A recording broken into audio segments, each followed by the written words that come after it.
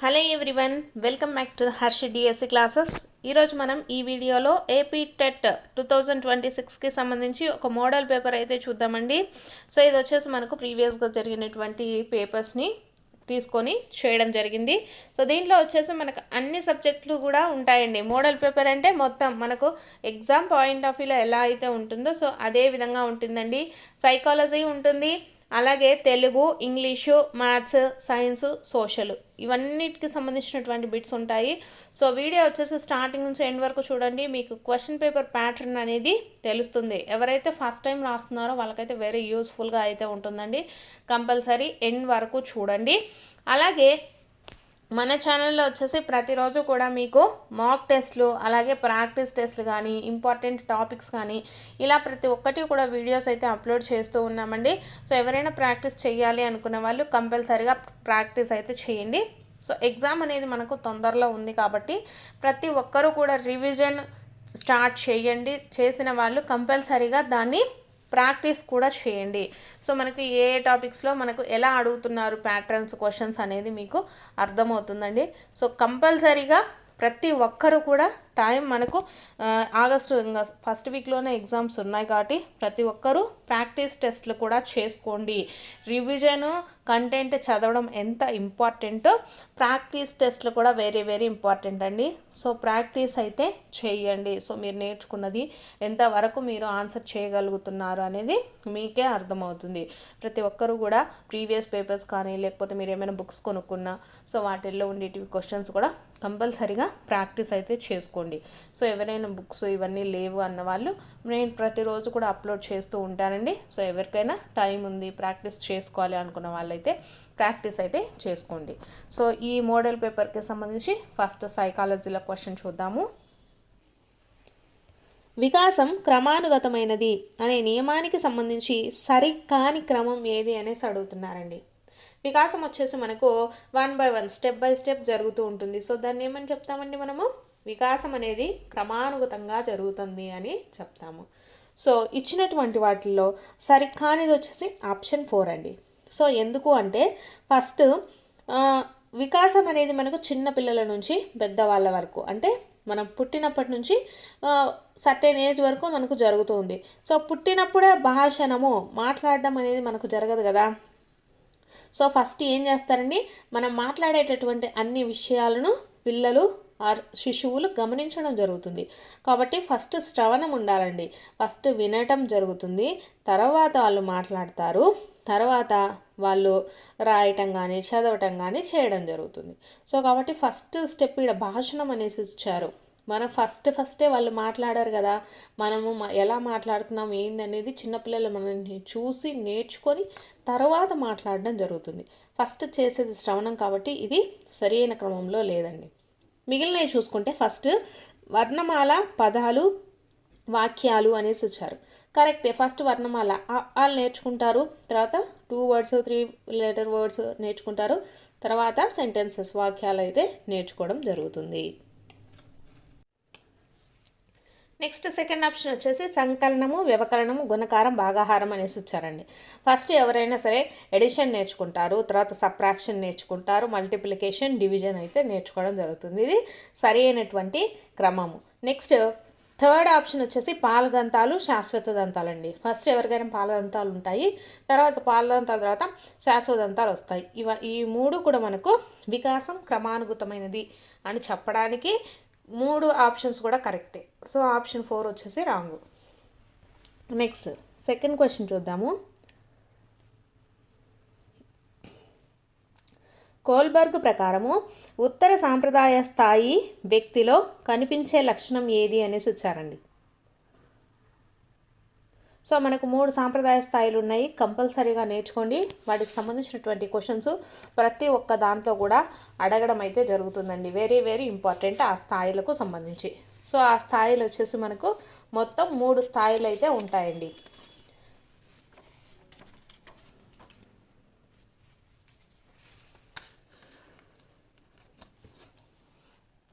So correct answer వచ్చేసి option 4 అండి. మనకు ఉత్తర సాంప్రదాయ స్థాయి వ్యక్తిలో కనిపించే లక్షణం ఏంటంటే విశ్వవ్యాప్తమైన నైతిక విలువలను పాటించాలని కోరుకోవటము. ఇది వచ్చేసి ఉత్తర సాంప్రదాయ స్థాయిలో మనకు కనిపిస్తుంది అనమాట. సో మిగిలినవి చూసుకుంటే మనకు కోల్బర్గ్లో ఉండేటి వచ్చేసి మొత్తం 3 కదండి. అవి ఏంటంటే పూర్వ సాంప్రదాయ స్థాయి, సాంప్రదాయ, ఉత్తర సాంప్రదాయ స్థాయి. దీంట్లో వచ్చేసి పూర్వ సాంప్రదాయ స్థాయిలో మనకు ఫస్ట్ వన్లో చూసుకున్నట్లయితే శిక్ష, విధేయత, బహుమతులు, అవసరాల నీతి, సహజ సంతోషం ఇవైతే ఉంటాయండి.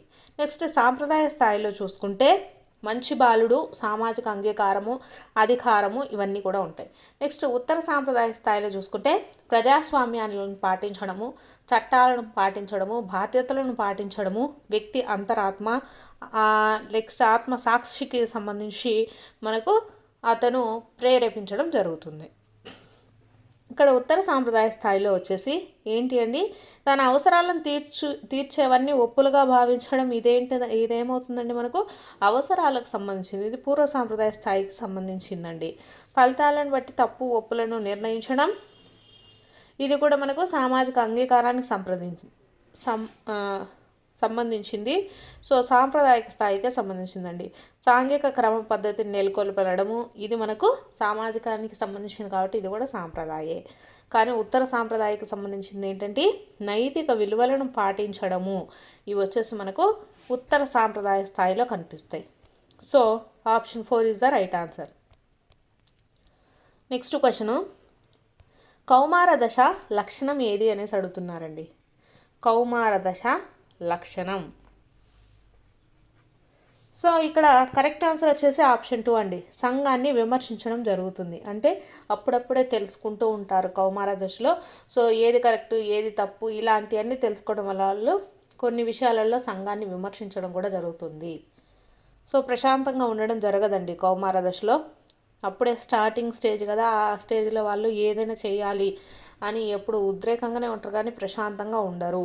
అలాగే భిన్న లింగ వ్యక్తులతో నిలకడగా అయితే వ్యవహరించడం జరగదండి. కౌమార దశను ఉద్రిక్త దశగా మనము చెప్తూ ఉంటాము. ఎందుకంటే దాంట్లో ఎక్కువగా అన్నీ తెలిసేసుకోవాలి, చేయాలి, ఎక్కువ చేయాలి అనేసి ఆలోచనలు ఎక్కువగా ఉంటాయన్నమాట. శారీరక మార్పులు నిలకడగా అయితే ఉండవండి. శారీరక మార్పులు వేగంగా జరిగేటటువంటి దశ ఏది అంటే కౌమార దశే. సో కౌమార దశ లక్షణం ఏది అంటే సంఘాన్ని విమర్శించడం అండి. ఆప్షన్ 2. నెక్స్ట్ క్వశ్చను, ఎరిక్సన్ ప్రకారము వ్యక్తుల గుర్తింపు, ఉనికి కోసము ఇతరులను ఆరాధించే, అనుకరించే దశ ఏది అనేసి ఇచ్చారండి. సో మనకు బాల్య దశ, క్రీడ దశ, పూర్వ వయోజన దశ, కౌమార దశ, ఉత్తర దశ వీటన్నిటిలో ప్రతి ఒక్కటి కూడా నేర్చుకోవాలండి. Very very important. So correct answer వచ్చేసి ఆప్షన్ 4 అండి. కౌమార దశలో మనకు కౌమార దశలో వచ్చేసి మన పాత్ర గుర్తింపు కోసం కానీ, ఎవరైనా గుర్తింపు పొందినటువంటి వ్యక్తులను ఆరాధించడం కానీ ఇవన్నీ కూడా మనకు కౌమార దశలోనే జరుగుతాయి. వ్యక్తుల గుర్తింపు, ఉనికి కోసం ఇతరులను ఆరాధించే, అనుకరించే దశ మనకు ఎక్కువగా దేంట్లో ఉంటుందండి, కౌమార దశలో ఉంటుంది. ఎలా చెప్పగలం మనము కౌమార దశ? ఎరిక్సన్కి సంబంధించి కౌమార దశలో మనకి ఏమేమి ఇచ్చారు, కౌమార దశ వచ్చేసి 12 నుంచి 20 సంవత్సరాల వయసు వరకు ఉంటుంది. ఈ సంవత్సరంలో మనకు ఏమవుతుందండి, పాత్ర గుర్తింపు, సందిగ్ధత అనేటటువంటి దాంట్లో ఉంటారు. సో కాబట్టి ఇది మనకు కౌమార దశకు సంబంధించిందండి. ఆప్షన్ 4. నెక్స్ట్ క్వశ్చను, విశ్వ వ్యాకరణ సిద్ధాంతము, యూనివర్సల్ గ్రామర్ థియరీ వీరికి చెందింది అనేసి ఇచ్చారండి. సో ఎవరికండి, చోమ్స్కీ అండి. చోమ్స్కీ మనకు భాషా సంగ్రహణ సిద్ధాంతాన్ని కనిపెట్టింది కూడా చోమ్స్కీనే. విశ్వ వ్యాకరణ సిద్ధాంతం కూడా ఎవరికి చెందిందండి, చోమ్స్కీనండి. ఆప్షన్ 3. నెక్స్ట్ క్వశ్చను,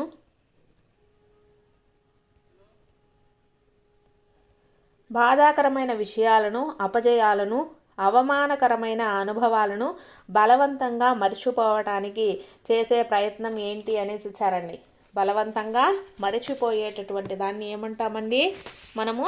కింద ఇచ్చినటువంటి ఆప్షన్స్లలో దమనము అంటామండి.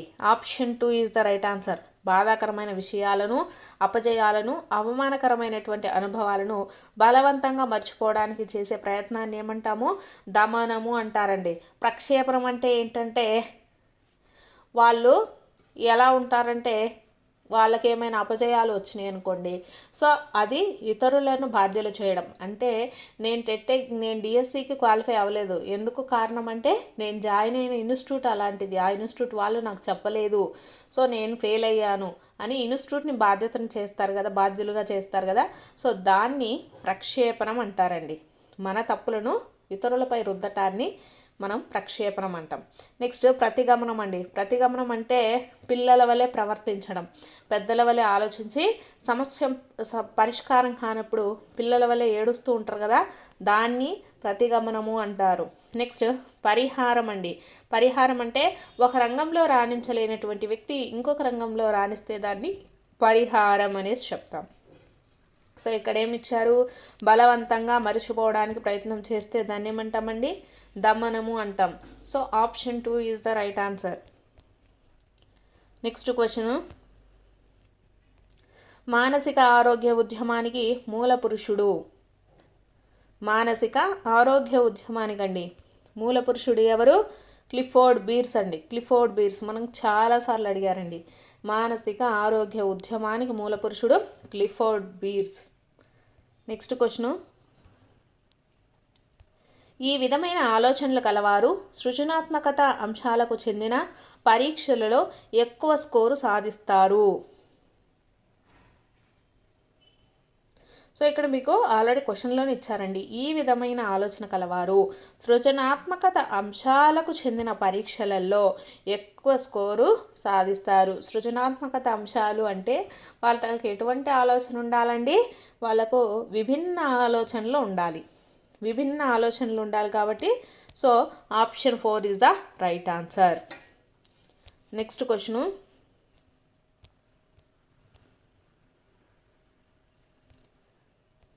నాగలక్ష్మి కొత్త వారితో సులభంగా స్నేహం చేయగలదు. ఇది ఈ రకమైన ప్రజ్ఞ అనేసి ఇచ్చారండి. సో ఇది ప్రజ్ఞలకు సంబంధించి.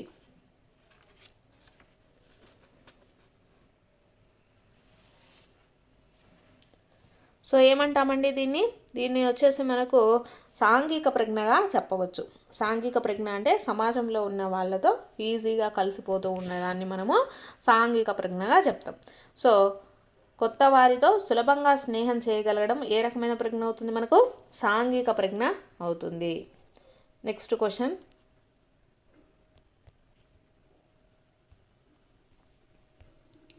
విద్యార్థి చురుకుదనంపై గ్లూకోజ్ ప్రభావంను అంచనా వేసే ప్రయోగంలో విద్యార్థి చురుకుదనం అనేది ఏది అనేసి ఇచ్చారండి.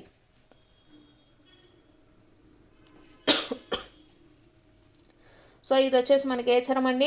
పరతంత్ర చరం అవుతుంది. సో ఇక్కడ గ్లూకోజ్ అనేది మనకు స్వతంత్ర చరం అవుతుందండి. విద్యార్థి చురుకుదనంపై గ్లూకోజ్ ప్రభావంను అంచనా వేసే ప్రయోగంలో విద్యార్థి యొక్క చురుకుదనం, మనం ఫస్ట్ దేని చేయాలనుకున్నాము? చురుకుదనం అనేటటువంటి దాన్ని టెస్ట్ చేయడానికి గ్లూకోజ్ని అయితే యాడ్ చేయడం జరిగింది. సో కాబట్టి పరతంత్ర చరం వచ్చేసి చురుకుదనం అవుతుంది దీంట్లో. నెక్స్ట్ స్వతంత్ర చరం వచ్చేసి గ్లూకోజ్ అనేది అవుతుందండి. నెక్స్ట్ క్వశ్చన్,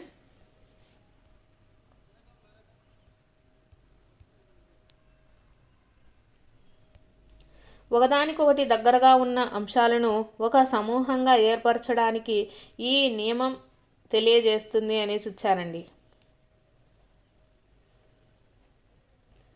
సో ఒకదానికొకటి దగ్గరగా ఉన్న అంశాలను ఒక సమూహంగా ఏర్పరచడానికి ఈ నియమం తెలియజేస్తుంది అన్నారు. సో ఏ నియమం అండి? సామీప్య నియమం అండి. ఒకదానికొకటి దగ్గరగా ఉన్న అంశాలను అంటే ఇది కొంచెం అంటే సేమ్గా ఉన్నాయి అంటే ఏవైనా 2 వస్తువులు ఒక 4 వస్తువులు తీసుకున్నప్పుడు ఏది కొంచెం రిలేటివ్గా ఉంది, దగ్గరగా ఉంది అనే దాన్ని బట్టి మనం వాటిని గ్రూపులుగా అయితే చేస్తూ ఉంటాం కదా. సో అటువంటి దాన్ని ఏమంటామంటే సామీప్య నియమం అంటామండి. Law of proximity. Option 2. Next question, పునర్భలనం చెందిన ఆచరణ వల్ల ప్రవర్తనా రీతిలో ఏర్పడే దాదాపు శాశ్వతమైన మార్పు అనే నిర్వచనం దీనికి చెందినది అనేసి ఇచ్చారండి. చాలాసార్లు అడిగారండి మనల్ని ఈ క్వశ్చన్, అన్ని షిఫ్ట్లలో కూడా అడుగుతూనే ఉన్నారు. సో ఏమంటామండి దాన్ని? అభ్యసనము అంటామండి. పునర్భలనం చెందిన ఆచరణ వల్ల ప్రవర్తనా రీతిలో ఏర్పడే దాదాపు శాశ్వతమైనటువంటి మార్పే అభ్యసనం అండి. శాశ్వతమైన మార్పు అభ్యాసనం. Option 3 is the right answer. Next question వచ్చేసి ఉద్వేగాలకు సంబంధించి సరి కాని ప్రవచనాన్ని గుర్తించండి అనేసి ఇచ్చారండి. ఉద్వేగాలకు సంబంధించి సరికాని ప్రవచనము. సో కరెక్ట్ ఆన్సర్ వచ్చేసి ఆప్షన్ 3 అండి, సరికానిది. పిల్లలకు భయం అనే ఉద్వేగం పుట్టుకతో వస్తుంది అనేసి ఇచ్చారండి. భయం అనేటటువంటి ఉద్వేగము, భయం అనేది ఉంటుంది పిల్లలకు పుట్టుకతో, కానీ అందరికీ ఉంటుందా అంటే ఉండదు. కొంతమందికి ఉంటుంది, కొంతమందికి ఉండదు. సో కాబట్టి దీన్ని మనము కరెక్ట్గా అని చెప్పలేం. సో తప్పు అండి, సరికానిది.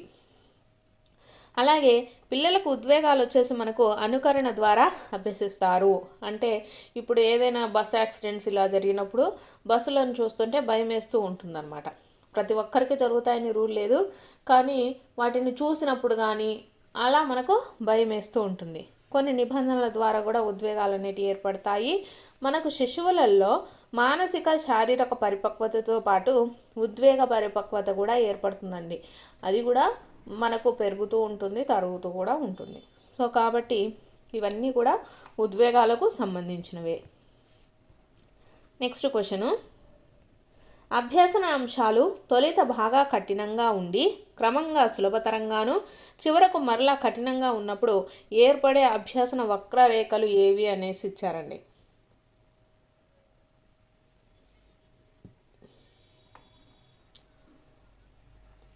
ఏవి అంటే ఎస్ రకపు వక్రరేఖలండి. ఎస్ రకపు అభ్యసన వక్రరేఖల్లో ఏంటంటే మనకు ఫస్ట్ అయితే కఠినంగా ఉంటాయి, తర్వాత సులభంగా ఉంటాయి, తర్వాత మనకు కష్టంగా ఉంటాయండి. సో అది ఏ అభ్యసన వక్రరేఖ అంటే ఎస్ రకపు అభ్యసన వక్రరేఖ. వీటికి సంబంధించినటువంటి షార్ట్స్ కూడా నేను అప్లోడ్ చేయడం జరుగుతుందండి. ఆ షార్ట్లలో మీకు వీటికి సంబంధించినటువంటి క్లియర్ ఇన్ఫర్మేషన్ ఒక్కొక్క దానికి సంబంధించి సైకాలజీలో ఇవ్వడం జరుగుతుంది. ఒకసారి షార్ట్స్ కూడా ఫాలో అవ్వండి. So next question, type writer మరియు కంప్యూటర్లలోని కీబోర్డు యొక్క సారూప్యత వల్ల టైప్ చేయగల వ్యక్తి కంప్యూటర్ నేర్చుకోవడం సులభం అవుతుందని ఈ సిద్ధాంతం చెప్తుంది అనేసి ఇచ్చారండి. సో ఏ సిద్ధాంతం అండి? సమరూప మూలకాల సిద్ధాంతం అండి. సమరూప మూలకాల సిద్ధాంతము మనకు తెలియజేస్తుంది. సమరూప మూలకాల సిద్ధాంతం అంటే ఏంటి? థియరీ ఆఫ్ ఐడెంటికల్ ఎలిమెంట్స్ అండి. మనకు టైప్ రైటర్లో ఉండేటటువంటి కీబోర్డ్స్ కానీ కంప్యూటర్లో ఉండే కీబోర్డ్స్ కానీ రెండు కూడా ఒకే విధంగా ఉండడం వల్ల ఈ రెండు కూడా వాళ్ళకు ఈజీ అవుతుంది. ఒకటి వస్తే ఇంకొకటి ఈజీగా నేర్చుకోగలుగుతారు. ఎందుకు? వాటికి మధ్య డిఫరెన్సెస్ అనేవి ఏం లేవు, అవి రెండు సేమ్గా ఉన్నాయి కాబట్టి, సిమిలారిటీస్ ఉన్నాయి కాబట్టి నేర్చుకుంటారండి. సో ఆ సిద్ధాంతం ఏది? సమరూప మూలకాల సిద్ధాంతం. నెక్స్ట్ క్వశ్చను, వైగోట్స్కీ ప్రకారము ఈ క్రింది అంశము ఉన్నత మానసిక ప్రక్రియకు ఉదాహరణ అనేసి ఇచ్చారండి. వైగోట్స్కీలో వచ్చేసి మనకు ఏదండి ఉన్నత మానసిక ప్రక్రియ? సంశ్లేషణ అండి. సంశ్లేషణ, ఆప్షన్ 4. నెక్స్ట్ క్వశ్చను, సరి అయిన జతను గుర్తించండి అన్నారండి. జ్ఞానరంగం గ్రహించడము, మానసిక చలనాత్మక రంగం హస్తలాఘవము, జ్ఞానరంగం శీలస్థాపన, భావావేశ రంగము విశ్లేషణ అనేసి ఇచ్చారు.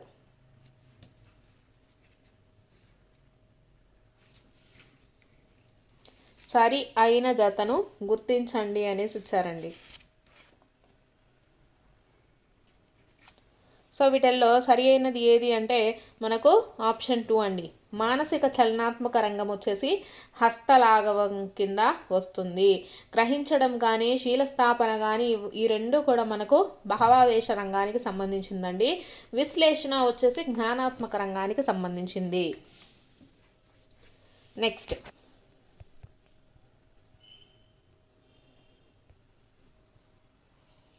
క్రింది వానిలో గౌణ అవసరం ఏది అనేసి అడిగారండి. గౌణ అవసరం. గౌన అవసరం వచ్చేసి దుస్తువులండి. Option 4 is the right answer. Next question,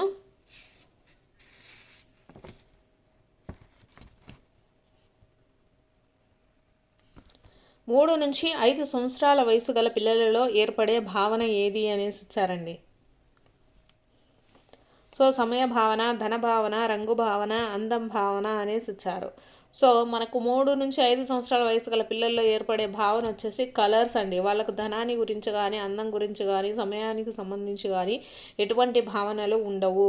వాళ్ళకు ఓన్లీ రంగులు అనేటి రకరకాలుగా కనపడడం స్టార్ట్ అవుతుంది. సో వీళ్ళకి ఏ భావన ఉంటుందండి? రంగు భావన ఉంటుంది. నెక్స్ట్,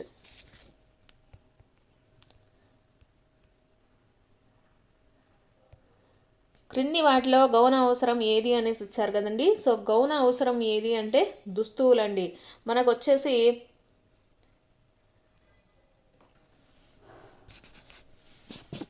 గుర్తింపు కానివ్వండి, తల్లిదండ్రుల ప్రేమ, అలాగే డబ్బు, హోదా, ఇవన్నీ కూడా మనకు గౌన అవసరాల కిందనే వస్తాయండి.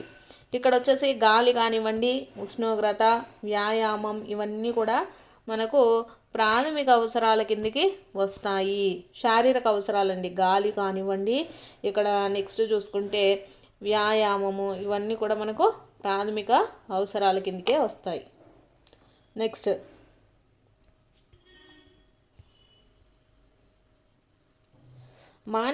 మానసిక శారీరక ఆఘాతం వల్ల జరిగే అపసామాన్య విస్మృతి ఏది అనేసి ఇచ్చారండి.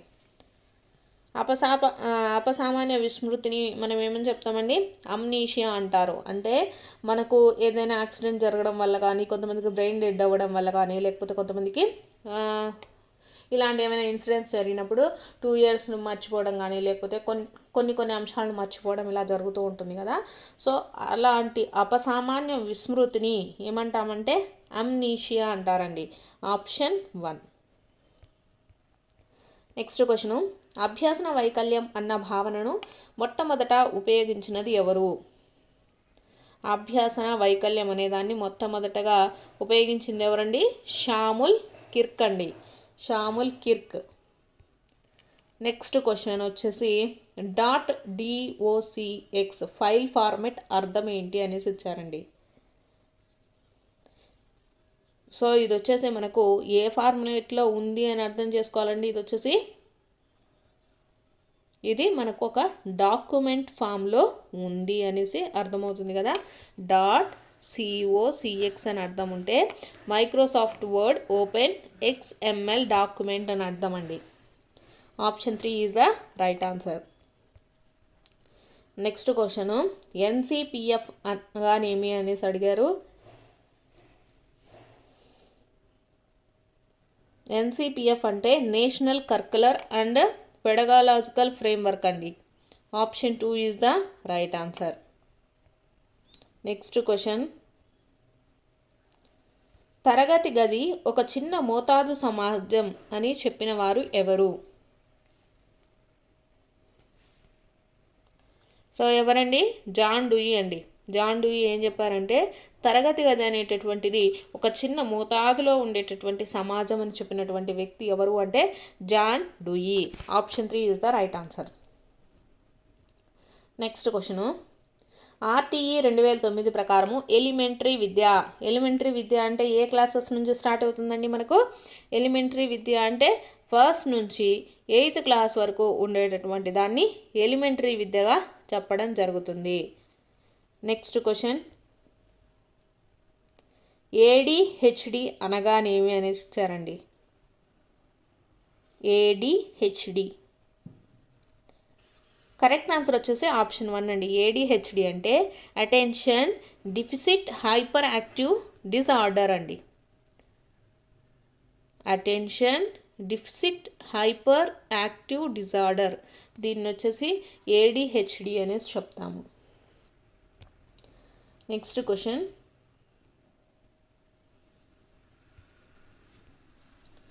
ఆన్ మెమరీ పుస్తక రచయిత ఎవరు అనేసి ఇచ్చారండి. ఆన్ మెమరీ పుస్తక రచయిత ఎవరండి? Ebbinghaus. Next question, ABC card యొక్క ఉపయోగం ఏది అనేసి ఇచ్చారండి. సో ఏబీసీ కార్డు ఇది మన రాష్ట్రానికి సంబంధించినటువంటి విద్యా వ్యవస్థలో ఉండేటటువంటివండి. ఏబీసీ కార్డు ఉపయోగం వచ్చేసి మనకు విద్యార్థి అంతర్జాలము మరియు దూర విద్య ద్వారా సాధించినటువంటి క్రెడిట్ల నిల్వ చేయుటకు ఏబీసీ కార్డును ఉపయోగిస్తారు. విద్యార్థి యొక్క అంతర్జాలము మరియు దూర విద్య ద్వారా సాధించినటువంటి క్రెడిట్లను నిల్వ చేయడానికి ఈ ఏబీసీ కార్డులను యూజ్ చేస్తారండి. Option 3 is the right answer. Next question, పఠనపరమైన వైకల్యం అంటే ఏంటి? పఠనపరమైన వైకల్యం అండి.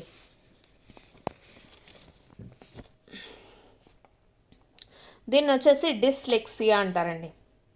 పఠనపరమైన వైకల్యాన్ని డిస్లెక్సియా అంటారు. డిస్గ్రాఫియా అంటే లేఖన వైకల్యము. డిస్గ్రాఫియా అంటే లేఖన వైకల్యము, రాయడంలో ఉండేటటువంటి డిజేబిలిటీస్ అండి. నెక్స్ట్ డిస్కాలిక్యులియా అంటే గణితపరమైన వైకల్యము. నెక్స్ట్ డిస్ఫేసియా అంటే భాషణ వైకల్యం అండి. డిస్ఫేసియా అంటే భాషణ వైకల్యము, మాట్లాడటంలో. సో ఇవండి పఠనపరమైన వైకల్యం అంటే డిస్లెక్సియా, డిస్గ్రాఫియా అంటే లేఖన వైకల్యము, డిస్కాలిక్యులియా అంటే గణిత వైకల్యము, డిస్ఫేసియా అంటే భాషణం, మనం ఎదుటి వారితో మాట్లాడేటప్పుడు ఫేస్ చేసేటప్పుడు మనకు ఉండేటటువంటి డిజేబిలిటీ అండి, డిస్ఫేసియా. నెక్స్ట్ క్వశ్చన్, క్రింది వానిలో అన్వేషణ నైపుణ్యం ఏది అనేసి ఇచ్చారండి.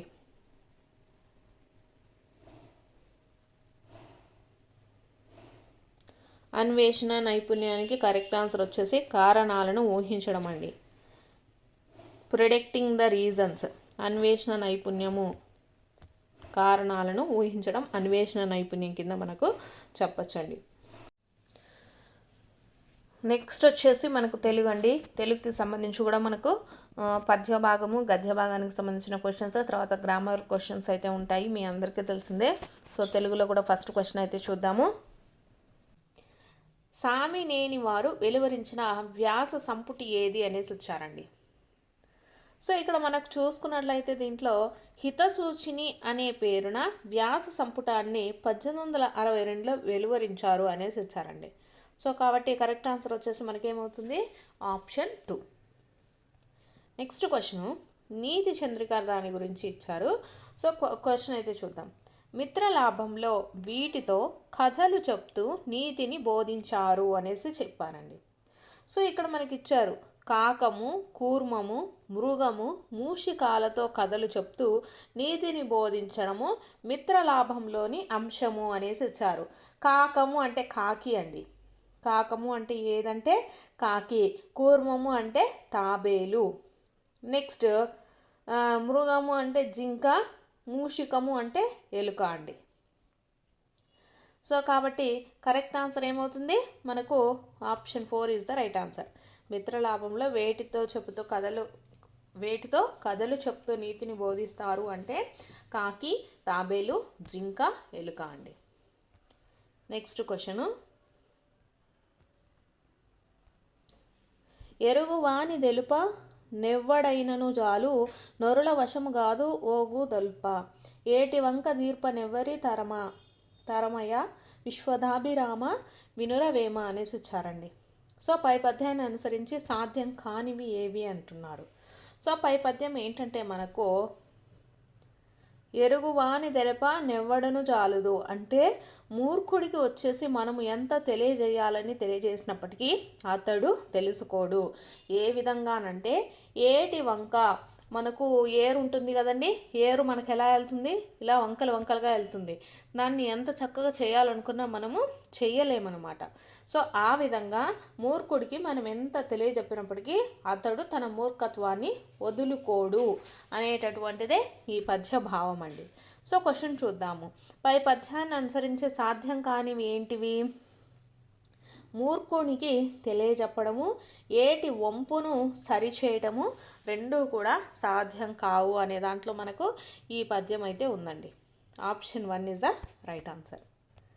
నెక్స్ట్ క్వశ్చను, పాలను గలిసిన జలమును బాల విధముననేయుండు బరికింపగా బాల చవిజరుచుగావున బాలిషుడగువాని పొందు వలదుర సుమతి అనేసి వచ్చారండి.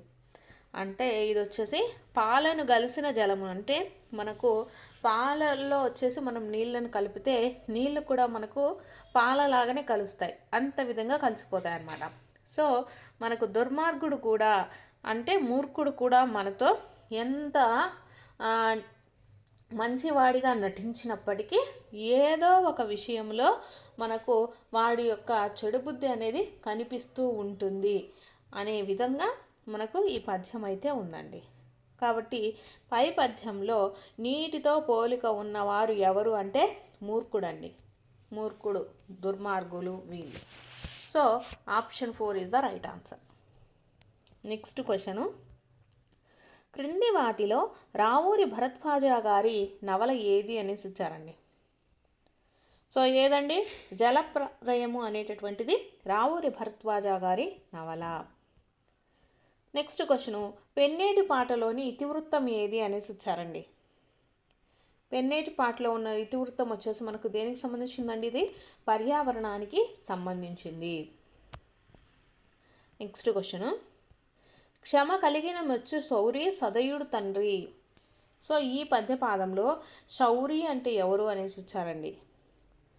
శౌరి అంటే ఎవరండి, శ్రీకృష్ణుడు. శ్రీకృష్ణుడిని శౌరి అనేసి కూడా చెప్తారు. శౌరి అనేది మరొక పదం అనమాట కృష్ణుడికి. Option 2 is the right answer అండి. నెక్స్ట్ క్వశ్చను, బసవరాజు అప్పారావు గారి గాంధీ మహాత్ముడు పాఠము ఈ ప్రక్రియలో ఉంది అనేసి ఇచ్చారండి. గాంధీ మహాత్ముడు పాఠం మనకి ఏ ప్రక్రియలో ఉందండి, ఇది గేయ ప్రక్రియలో ఉంది. So option 1 is the right answer. Next question, నూతన కాంతి అనే అర్థాన్నిచ్చే పదం ఏది. నూతన కాంతి అండి. సో కరెక్ట్ ఆన్సర్ వచ్చేసి మిసిమి.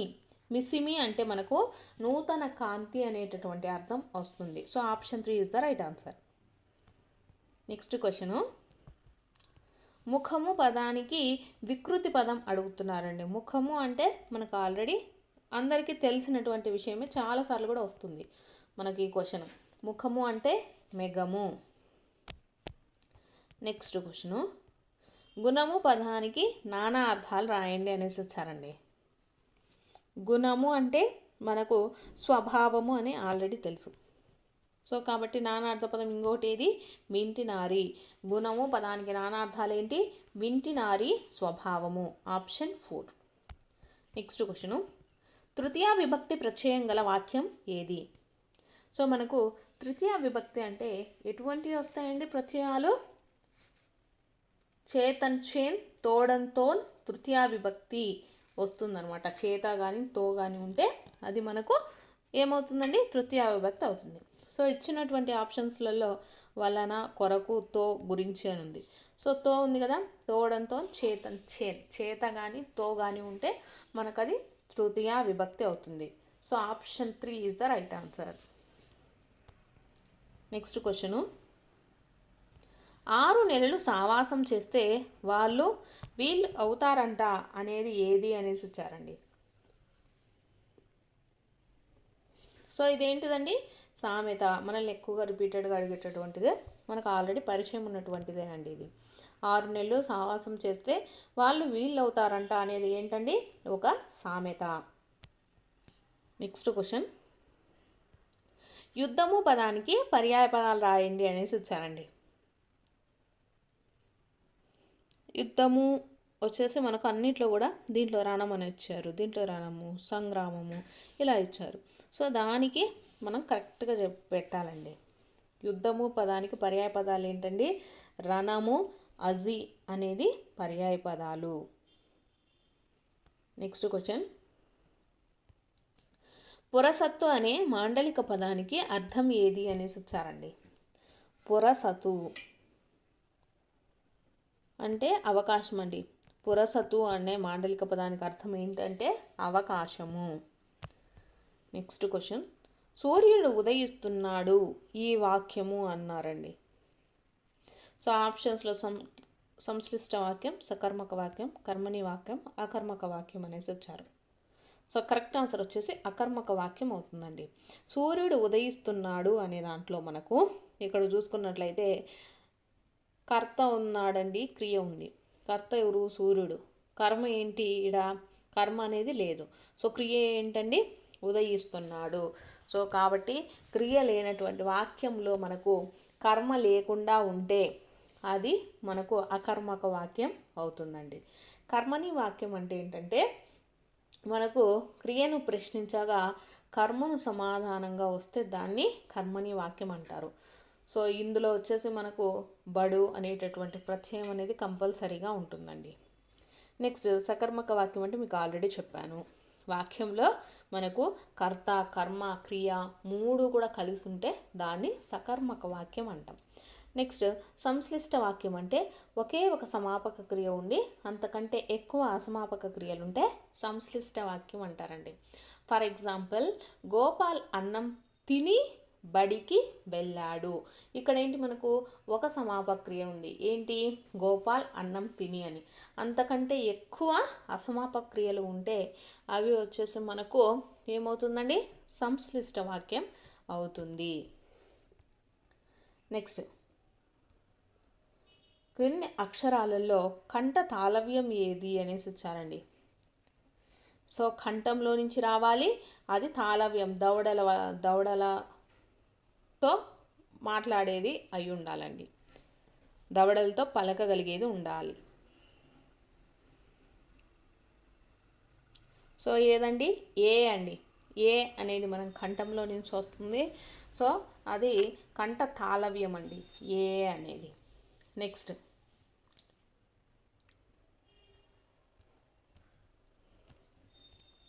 మీరు పరీక్షలు బాగా రాయండి. ఈ వాక్యంలో మీరు అనేది ఏది అనేసి ఇచ్చారండి.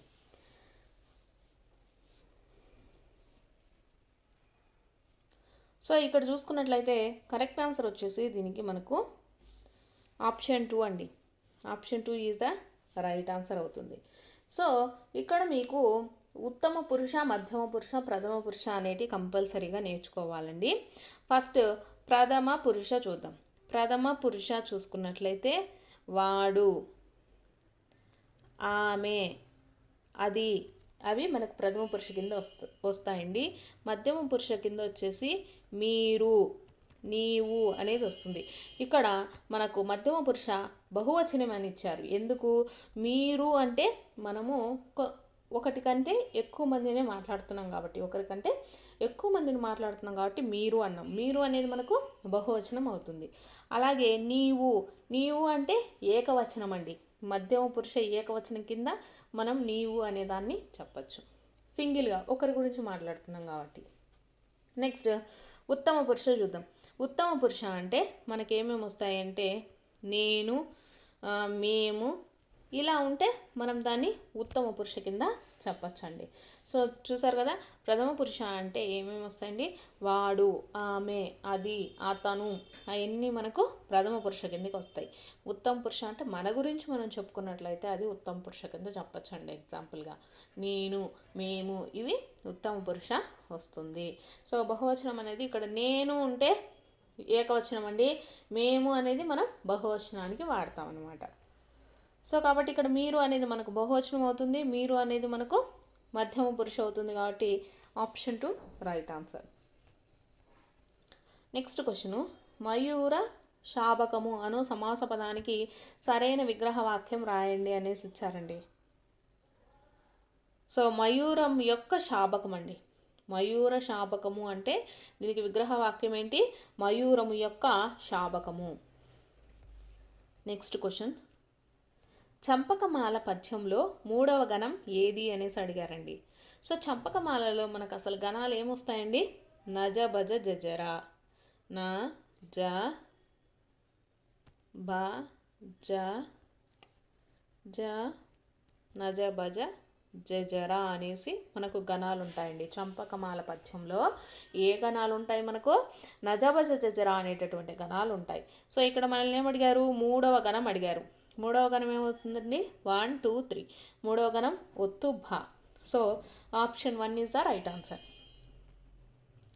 నెక్స్ట్ క్వశ్చను, దివ్య ఔషధము ఈ పదంలోని సంధి అని అడిగారండి. దివ్య ఔషధము పదంలోని సంధి. సో ఏ సంధి అండి? వృద్ధి సంధి. దివ్య ప్లస్ ఔషధము దివ్య ఔషధం అండి. ఇక్కడ ఔ అనేటటువంటిది వస్తుందన్నమాట. సో ఇదేమవుతుంది మనకు? వృద్ధి సంధి అవుతుంది. ఆప్షన్ 4. నెక్స్ట్ క్వశ్చన్, క్రింది వాటిలో సరి అయిన కర్మణి వాక్యం రాయండి అనేసి ఇచ్చారండి. సో కర్మణి వాక్యంలో మనకు కర్తకు ప్రథమా విభక్తి, కర్తకు తృతీయ విభక్తి అండి. కర్తకు తృతీయ విభక్తి, కర్మకు వచ్చేసి ప్రథమా విభక్తి మనకు చేరుతుంది. సో కాబట్టి ఇందులో బడు, పడు అనే ప్రత్యయాలు కంపల్సరిగా ఉంటాయండి. మీరు గుర్తుగా కర్తరి కర్మణి వాక్యం ఏంటి అంటే మనకు ఈ కర్మణి వాక్యంలో బడు ఆర్ పడు అనేటటువంటి ప్రత్యయాలు కంపల్సరిగా ఉంటాయండి. ఈ రెండు గుర్తుపెట్టుకుంటే మీరు కర్మణి వాక్యాన్ని గుర్తుపెట్టచ్చు. సో కర్మణి వాక్యాన్ని గుర్తుపడితే మీరు డైరెక్ట్గా ఇటువంటి కాని ఇవన్నీ కూడా మనకు కర్తరి వాక్యంగా చెప్పచ్చు. సో ఇక్కడ ఇచ్చినటువంటి ఆప్షన్స్ చూద్దాము. దాతలు గొప్ప దానాల చేత కీర్తిగాంచారు. దాతలు గొప్ప దానాలు చేస్తున్నారు. దాతల చేత గొప్ప దానాలు చేయబడుచున్నవి. ఇక్కడ బడు అనేటటువంటిది ఉందండి. గొప్ప దానాల చేత దాతలు గొప్పవారైనారు. సో దేంట్లో కూడా బడు అనేది లేదండి. సో కాబట్టి కరెక్ట్ ఆన్సర్ ఏమవుతుంది? ఆప్షన్ 3. మీకు క్లియర్గా కావాలనుకుంటే కర్మణి వాక్యం అంటే ఏంటంటే మనము క్రియను ప్రశ్నించగా కర్మను సమాధానంగా వచ్చేటటువంటి వాక్యాలను కర్మణి వాక్యాలు అంటారండి. సో దీంట్లో ఇంతకుముందు ఎలా అడిగారంటే కర్మణి వాక్యంలో కర్తకు వచ్చేసి తృతీయ విభక్తి చేరుతుందండి. కర్తకు తృతీయ విభక్తిను, కర్మకు వచ్చేసి ప్రథమా విభక్తి అండి. కర్మకు ప్రథమా విభక్తి ప్రత్యయాలు చేరుతాయి. అవైతే గుర్తుపెట్టుకోండి కంపల్సరీగా. నెక్స్ట్,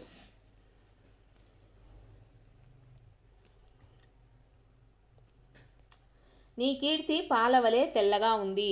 ఇందలి అలంకారము అనేసి ఇచ్చారండి. వలే అనే ఉంది. వలే అంటే ఏంటండి? మనకు ఆల్రెడీ అందరికీ తెలిసిందే. వలే అంటే ఉపమా అలంకారము. So option 3 is the right answer. So ఇక్కడ మీరు ఎప్పుడు చూసుకున్నా సరే మిగిలినవి ఏంటండి? రూపకము. రూపకం అంటే అభేదం చెప్పినట్లయితే అది రూపక సమాసం అవుతుంది. అలాగే ఉత్ప్రేక్ష అంటే ఊహించి చెప్తే మనకు ఉత్ప్రేక్ష అలంకారం అంటారు. అతిశయోక్తి అంటే ఎక్కువగా చేసి చెప్పడం, ఉన్నదానికంటే ఎక్కువగా చేసి చెప్తే అతిశయోక్తి అవుతుంది. సో కాబట్టి ఇక్కడ వలే అనేటటువంటిది కనిపిస్తూ ఉంది కాబట్టి మనకి ఇదేమవుతుంది?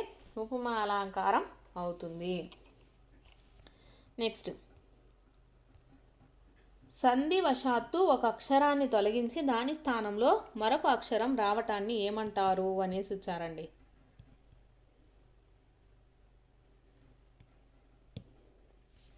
సో ఇక్కడ మనకు నిషేధము, వికల్పము, ఆగమము, ఆదేశము అనేసి ఇచ్చారండి. సో కరెక్ట్ ఆన్సర్ వచ్చేసి ఆదేశం అండి. ఒక అక్షరాన్ని తొలగించి అదే స్థానంలో మరొక ఆ అక్షరం వచ్చేసి మనకి ఎలా జరుగుతుంది? ఆదేశముగా వచ్చి చేరుతుంది. So option 4 is the right answer. Next, Telugu మెథడాలజీకి సంబంధించినవండి. మానవులు తమ అభిప్రాయాలను ఎదుటి వారికి తెలుపుతూ పరస్పరం సహకరించుకోవడానికి తోడ్పడే మౌఖిక ధ్వనుల స్వతంత్ర వ్యవస్థ భాష అని అన్నది ఎవరు అనేసి ఇచ్చారండి. సైమన్ పాటర్ అండి. Simon Potter. Option 1 is the right answer. Next question, భాష నేర్చుకోవడానికి ప్రథమ సోపానం ఏది అనేసి ఇచ్చారండి. అసలు ఫస్ట్ భాష నేర్చుకోవాలంటే మనకు ఫస్ట్ భాషను వినాలండి. భాషను ఫస్ట్ వినాలి, తర్వాత మనం మాట్లాడడం నేర్చుకోవాలి, తర్వాత రాయడం నేర్చుకున్న తర్వాత చదవటం నేర్చుకున్న తర్వాత రాయటము, ఇలా ఉంటాయి. సో కాబట్టి ఫస్ట్ది ఏంటంటే వినటాన్ని ఏమంటాము? శ్రవణము అంటాం. So option 2 is the right answer. Next, Kinder garden పద్ధతిని ప్రతిపాదించింది ఎవరు? కిండర్ గార్డెన్ పద్ధతిని ప్రతిపాదించింది ఎవరండి? ప్రోబెల్. ఆప్షన్ 3. నెక్స్ట్ క్వశ్చన్, విద్యార్థి భవిష్యత్తు విద్యా జ్ఞాన ప్రగతిని సూచించగల పద్ధతి ఏది? విద్యార్థి భవిష్యత్ అండి, భవిష్యత్తు అలాగే విద్యా జ్ఞాన ప్రగతిని సూచించగల పద్ధతి ఏదండి? ప్రాగూప్తిక మూల్యాంకనం అండి. ప్రాగూప్తిక మూల్యాంకనం అంటే ఏంటంటే భవిష్యత్తులో విద్యార్థి ఇది చేయగలుగుతాడు అని మనము అనుకోవటమేనండి ప్రాగూప్తిక మూల్యాంకనం అంటే. ఇక్కడ మనకేముంది, విద్యార్థి భవిష్యత్ అన్నారు, భవిష్యత్తులో, ప్రజెంట్ కాదండి, విద్యార్థి భవిష్యత్తులో విద్యా జ్ఞాన ప్రగతిని సూచించగల పద్ధతి ఏది అంటే ప్రాగూప్తిక మూల్యాంకనము, అంచనా వేయటం అని అర్థం అండి. నెక్స్ట్, సాంస్కృతిక వనరుల శిక్షణా కేంద్రం CCRT ఈ నగరంలో ఉంది. సో మనకి ఇది ఎక్కడ ఉందండి? ఢిల్లీలో ఉందండి. సాంస్కృతిక వనరుల శిక్షణా కేంద్రం మనకి ఏ నగరంలో ఉంది? ఢిల్లీలో ఉంది. నెక్స్ట్ క్వశ్చన్, మన రాష్ట్ర ప్రభుత్వము పాఠశాలల్లో నాన్ డిటెన్షన్ విధానాన్ని ప్రవేశపెట్టిన సంవత్సరం.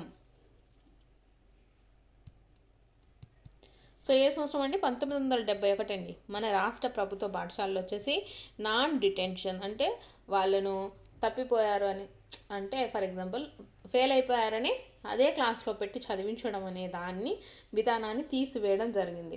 సో ఎప్పటి నుంచి అంటే 1971 నుంచి.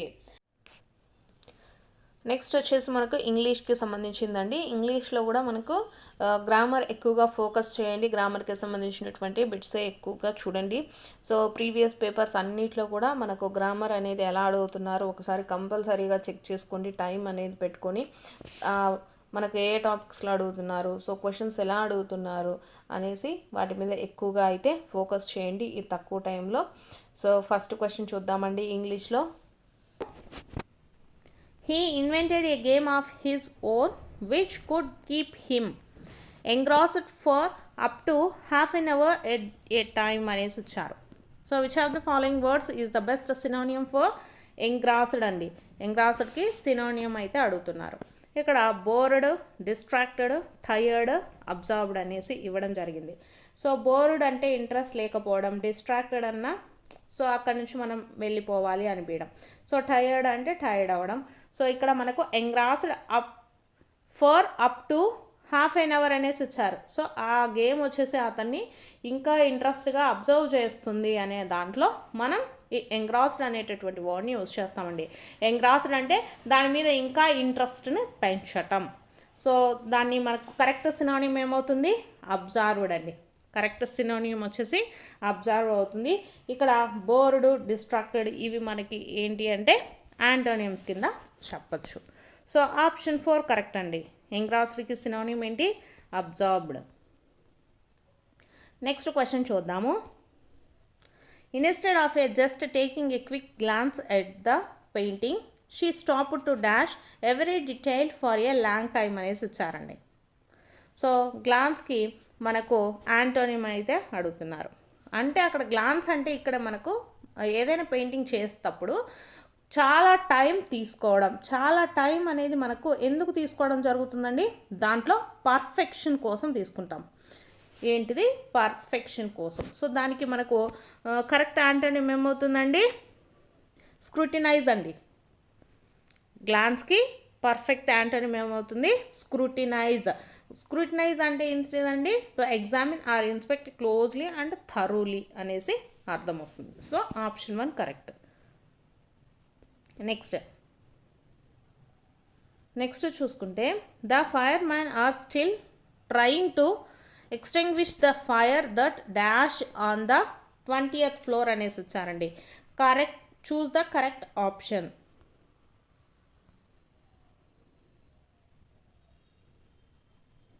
సో ఇక్కడ మనకు బ్రోక్ ఆఫ్ అనేసి ఇచ్చారు. సో ఇలాంటివి మనకు టెక్స్ట్ బుక్లో ఉన్నాయండి కొన్ని లెసన్స్కి సంబంధించి. ఫర్ ఎగ్జాంపుల్ 6th క్లాస్లో ఉన్నాయి, 7th క్లాస్లో కూడా ఉన్నాయి. సో మనకు ఇవి వెరీ వెరీ ఇంపార్టెంట్ అండి, కంపల్సరీగా నేర్చుకోండి. బ్రోక్ ఆఫ్ అంటే ఏంటిదంటే separate a piece from something అనేదాన్ని బ్రోక్ ఆఫ్ అంటామండి. నెక్స్ట్ బ్రోక్ అవే అంటే to escape from a group, అలా దేని నుంచైనా మనం ఎస్కేప్ అవుతున్నామంటే బ్రోక్ అవే అనేసి చెప్పచ్చు. నెక్స్ట్ బ్రోక్ అవుట్ అండి. బ్రోక్ అవుట్ అంటే టు స్టార్ట్ సడన్లీ అనేసి అర్థం వస్తుంది. బ్రోక్ అవుట్ అంటే టు స్టార్ట్ సడన్లీ అండి. టు స్టార్ట్ సడన్లీ అంటే మనకు అనుకోకుండా జరిగిపోయింది అనే అర్థంలో బ్రోక్ అవుట్ అనేసి చెప్తాము. నెక్స్ట్ బ్రోక్ అప్ అంటే to end A relationship or break into pieces, దీన్ని కూడా మనకు బ్రోక్ అప్ అనేసి చెప్తాం. సో ఇక్కడ మనకు ఏంటిదంటే అనుకోకుండా ఫైర్ అనేది మనకు స్టార్ట్ అయింది.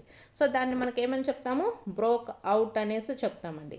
Broke out, fire that broke out on the 20th floor. So option 3 correct. Next చూసుకున్నట్లయితే choose the word that fits in the blank when, ఇక్కడ మనకు ఏజ్ కోర్, సో ఇక్కడ AGECOUR అనేసి ఇచ్చిండ్రండి. అన్స్క్రాంబుల్డ్ వర్డ్ అనేసి ఇచ్చారు. సో అదేంటో రాయాలి. సో ఇక్కడ ఇచ్చినటువంటి దాన్ని బట్టి మనకు ఫామ్ అయ్యేటటువంటి వర్డ్ ఏంటిదండి, కరేజ్ అండి. కరేజ్, COURAGE, కరేజ్ అనేటటువంటి వర్డ్ అనేది ఫామ్ అవుతుంది. So option 3 correct. నెక్స్ట్ చూసుకున్నట్లయితే my brother loves dash but I prefer true stories about the present and the past అనేసి ఇచ్చారండి. Which of the following compound words correctly complete the sentence given అనేసి ఇచ్చారు.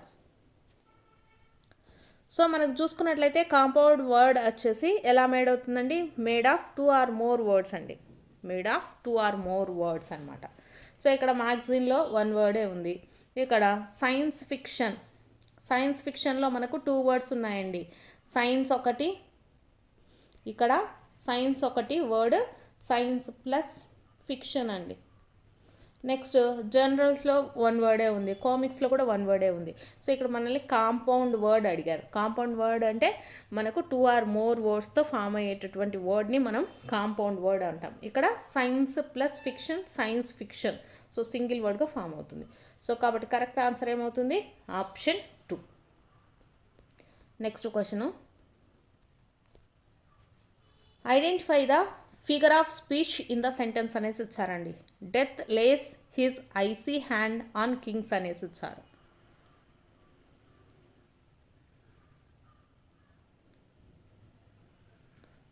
So ఇక్కడ మనకు death అండి. Death అంటే మనకు ఆల్రెడీ పాస్ట్ టెన్స్ అనమాట. సో ఇక్కడ మనకు హైపర్బోలా, మెటాఫర్, పర్సోనిఫికేషను, స్మైల్ అనేసి ఇవ్వడం జరిగింది. సో ఇక్కడ మనకు పర్సోనిఫికేషన్ అంటే ఏంటిదంటే ప్రాణం లేనటువంటి వస్తువులకు లేదా భావాలకు, ఎమోషన్స్కి మానవ లక్షణాలను చూపించినట్లయితే, ఇక్కడ డెత్ లెస్, మరణం అనేది ఏంటిదండి, దీనికి వచ్చేసి ప్రాణం అనేది ఉండదు. కానీ ఎలా ఉంటుంది, ఐసీ హ్యాండ్స్ అండ్ కింగ్ అలా ఉంది, అంటే కింగ్స్తో ఇక్కడ మనకు పోల్చడం జరిగింది. సో కాబట్టి వీటిని ఏమంటామంటే, అంటే ప్రాణం లేనటువంటి వాటికి మనకు ప్రాణం ఉన్నటువంటి వాటితో కంపేర్ చేస్తే దాన్ని ఏమంటామండి, పర్సోనిఫికేషన్ అనేసి అంటామండి. ఇక్కడ హైపర్బోలా అంటే నథింగ్ బట్ అతిశయోక్తిగా మాట్లాడడం అండి. ఒక విషయాన్ని బాగా ఎక్కువ చేసి లేదా దాన్ని ఉన్నటువంటి దానికంటే పెంచి మాట్లాడడాన్ని హైపర్బోలా అంటాం. నెక్స్ట్ మెటాఫర్ అండి. మెటాఫర్ అంటే మనకు 2 విభిన్న విషయాలను నేరుగా ఒకదానితో ఒకటి పోల్చడాన్ని మనము మెటాఫర్ అనేసి చెప్తామండి.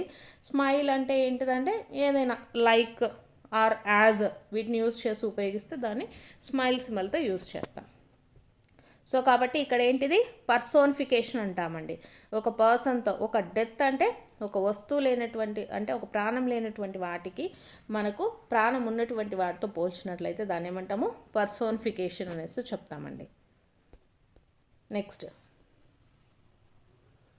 నెక్స్ట్ది చూసుకున్నట్లయితే which of the following sentence use the capitalization correctly అనేసి ఇచ్చారండి. So capitalization correctly first sentence చూసుకున్నట్లయితే హ్యావ్తో స్టార్ట్ అయింది. ఫర్ ఎగ్జాంపుల్ చూసుకుంటే హ్యావ్, ఫస్ట్ స్టార్టింగ్ మనం ఎప్పుడైనా సరే క్యాపిటల్ లెటర్స్ యూజ్ చేయాలండి. సో హ్యావ్ అనేది కంపల్సరీ క్యాపిటల్ ఉండాలి. సో ఇది మనకు కాదండి, ఫస్ట్ క్యాపిటల్ లేదు కాబట్టి. హ్యావ్ యూ మీట్, మిస్టర్ అనేది ఉందండి. సో మిస్టర్ అనేదానికి ఎప్పుడైనా సరే మనకు క్యాపిటల్ లెటర్ ఉండాలి. మిస్టర్ అనేదాన్ని కూడా మనము క్యాపిటల్లో ఉంచాలి. అలాగే చైర్మన్ అనేదాన్ని కూడా క్యాపిటల్లోనే ఉంచాలండి. క్యాపిటల్ C అనేది కంపల్సరీ. నెక్స్ట్ చూసుకున్నట్లయితే ట్యూస్డే, ట్యూస్డే కూడా మనకు క్యాపిటల్ T ఉండాలండి. డేస్ కానీ వీక్స్ కానీ మనము మనం రాసేటప్పుడు ఎలా ఉండాలంటే వాటికి క్యాపిటల్ లెటర్స్ అనేవి కంపల్సరీగా యూస్ చేయాలి. సో ఇక్కడ మనకు కరెక్ట్గా ఉండేది ఏంటిదండి? ఆప్షన్ 4. హ్యావ్ యూ మీట్, ఇక్కడ హెచ్ అనేది క్యాపిటల్, మిస్టర్ అనేది క్యాపిటల్ ఉండాలి, చైర్మన్ కూడా క్యాపిటల్ ఉండాలండి. ఆన్ ట్యూస్డే, సో ఇది మనకు కరెక్ట్ క్యాపిటలైజేషన్ యూసేజ్ అన్నమాట. So option 4 correct. నెక్స్ట్ చూసుకున్నట్లయితే which dictionary symbol shows the British pronunciation అనేసి వచ్చారండి. British pronunciation, so British English అండి. బ్రిటిష్ ఇంగ్లీష్ని మనము బీఆర్ ఇంగ్లీష్ అనేసి చెప్తాము. బ్రిటిష్ ఇంగ్లీష్ని బీఆర్ ఇంగ్లీష్ అంటామండి. ఫర్ ఎగ్జాంపుల్ మనం అమెరికన్ ఇంగ్లీష్ అనుకోండి, ఏఎంఈ అని రాస్తాం. మీకు ఊరిక చెప్తున్నాను, అమెరికన్ ఇంగ్లీష్ అనేసి ఇచ్చారనుకోండి మనము ఏఎంఈ అని రాస్తాము. అలాగే నార్త్ అమెరికన్ ఇంగ్లీష్ అనుకోండి, నార్త్ అమెరికన్ ఇంగ్లీష్ అయితే ఏఎన్ఏఎంఈ అనేసి రాస్తాం.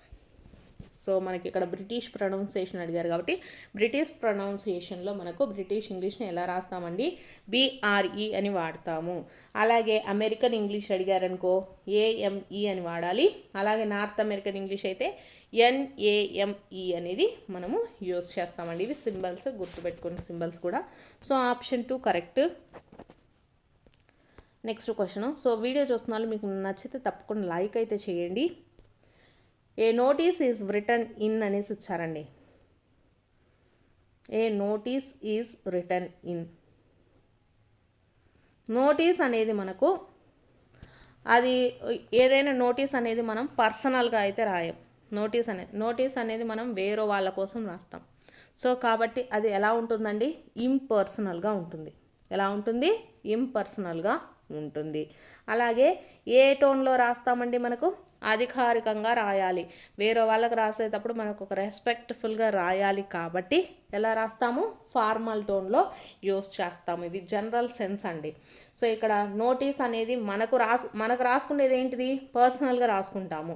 సో కాబట్టి ఇది మనం వేరే వాళ్ళకు నోటీస్ అనేది మనకు వేరే వాళ్ళకు చెప్తాము, లేకపోతే వేరే వాళ్ళకు నోటీస్ చేయడానికి, వేరే వాళ్ళకి తెలియడానికి చేస్తాం కాబట్టి సో అది ఎప్పుడైనా సరే ఇన్పర్సనల్గా ఉంటుంది, అంటే వ్యక్తిగతం కాకుండా ఉంటుంది. అలాగే ఫార్మల్ టోన్లో ఉంటుంది. అధికారికంగా మనం ఎలా అయితే రెస్పెక్ట్ ఇస్తామో అలా ఉంటుందండి. So option 2 correct. నెక్స్ట్ది a compound sentence consist of అనేసి ఇచ్చారండి. సో కాంపౌండ్ సెంటెన్స్ అంటే ఎలా ఉంటుందండి? 2 or more మెయిన్ క్లాజెస్ ఉంటాయి. కాంపౌండ్ సెంటెన్స్లో 2 or more మెయిన్ క్లాజెస్ అనేటి ఉంటాయండి. కాంపౌండ్ సెంటెన్స్ అంటే ఏంటిది? మనకు సంయుక్త వాక్యము. సంయుక్త వాక్యం ఎప్పుడైనా సరే ఎలా ఉంటుందండి? 2 లేదా అంతకంటే ఎక్కువ వాక్యాలు ఉంటాయి కదా. సో కాబట్టి ఆప్షన్ 1 వచ్చేసి correct. Next question. Choose the correct question regarding the usage of right verb form అనేసి వచ్చారండి. సో ఇక్కడ సబ్జెక్ట్ వర్బ్ అగ్రిమెంట్స్ చూసుకుందాము. ఇక్కడ చూసుకున్నట్లయితే మనకు వేర్ అనేది కరెక్టేనండి. అలాగే సిస్టర్ అనేది మనకు దేన్ని తెలియజేస్తుందండి? షీ ఉన్నప్పుడు మనకు ఎప్పుడైనా సరే ఎలా ఉంటుందండి? డస్ అనేది రావాలి. షీ ఉన్నప్పుడు ఎప్పుడైనా సరే మనకు ఆక్సిలరీ వర్బ్ డస్ అనేది యూస్ చేయాలి. అది మీకు అందరికీ తెలిసిందే. సో ఇదొక్క చిన్న ట్రిక్ గుర్తుపెట్టుకుంటే సరిపోతుందండి. వెర్బ్ ఫామ్స్లో ఎప్పుడైనా సరే మనం సిస్టర్ అనేది దేంటిదండి? షీ గురించి తెలియజేస్తుంది. సో షీ ఉన్నప్పుడు ఎప్పుడైనా సరే డస్ అనేది ఉండాలి. So where does your sister leave అనే వస్తుందండి. లీవ్స్ అని మాత్రం ఎప్పటికూ కూడా రాదు. డస్ అన్నప్పుడు లీవ్ అనే వస్తుంది. సో ఆప్షన్ 3 వచ్చేసి correct answer. Next question. Identify the part of speech for the words underlined అనేసి ఇచ్చారండి. బుక్కుడు, బుక్ అనేసి ఇచ్చారు. సో ఇక్కడ చూసుకుంటే బుక్ అనేది మనకు నౌన్ అవుతుందండి. బుక్ వచ్చేసి మనకు దేన్ని తెలియజేస్తుంది? నౌన్ని తెలియజేస్తుంది. సో ఇక్కడ మనకు ఇచ్చినటువంటి ఆప్షన్స్లో అసలు నౌన్ 2 times రాలేదు. సో 4th ఆప్షన్ కరెక్ట్ అవుతుంది. ఇక్కడ బుక్డ్ అనేది మనకు ఇదేంటిదండి? వెర్బ్ అనేది తెలియజేస్తుంది. దేన్ని? ఇది హీని రిప్రజెంట్ చేస్తుంది కాబట్టి ఇక్కడ మనకు బుక్డ్ అనేది ఏమవుతుందండి, వెర్బ్. బుక్డ్ అనేది వెర్బ్ అనేది అవుతుంది. సో ఇక్కడ మనకు కరెక్ట్ ఆప్షన్ ఏందండి, ఆప్షన్ 4. బుక్డ్ వచ్చేసి వెర్బ్, బుక్ వచ్చేసి noun. Next question, choose the correct options to complete the sentence అనేసి ఇచ్చారండి. సో ఫస్ట్ చూసుకున్నట్లయితే దీనికి ఆప్షన్స్లో ఓల్డ్ పీపుల్ అనేది మనకు ఫస్ట్ వస్తుంది అనేది తెలుస్తుంది, తర్వాత థింగ్స్ అనేది వస్తుంది. సో దేనికి ఏమి వస్తాయి అనేసి చూద్దాము.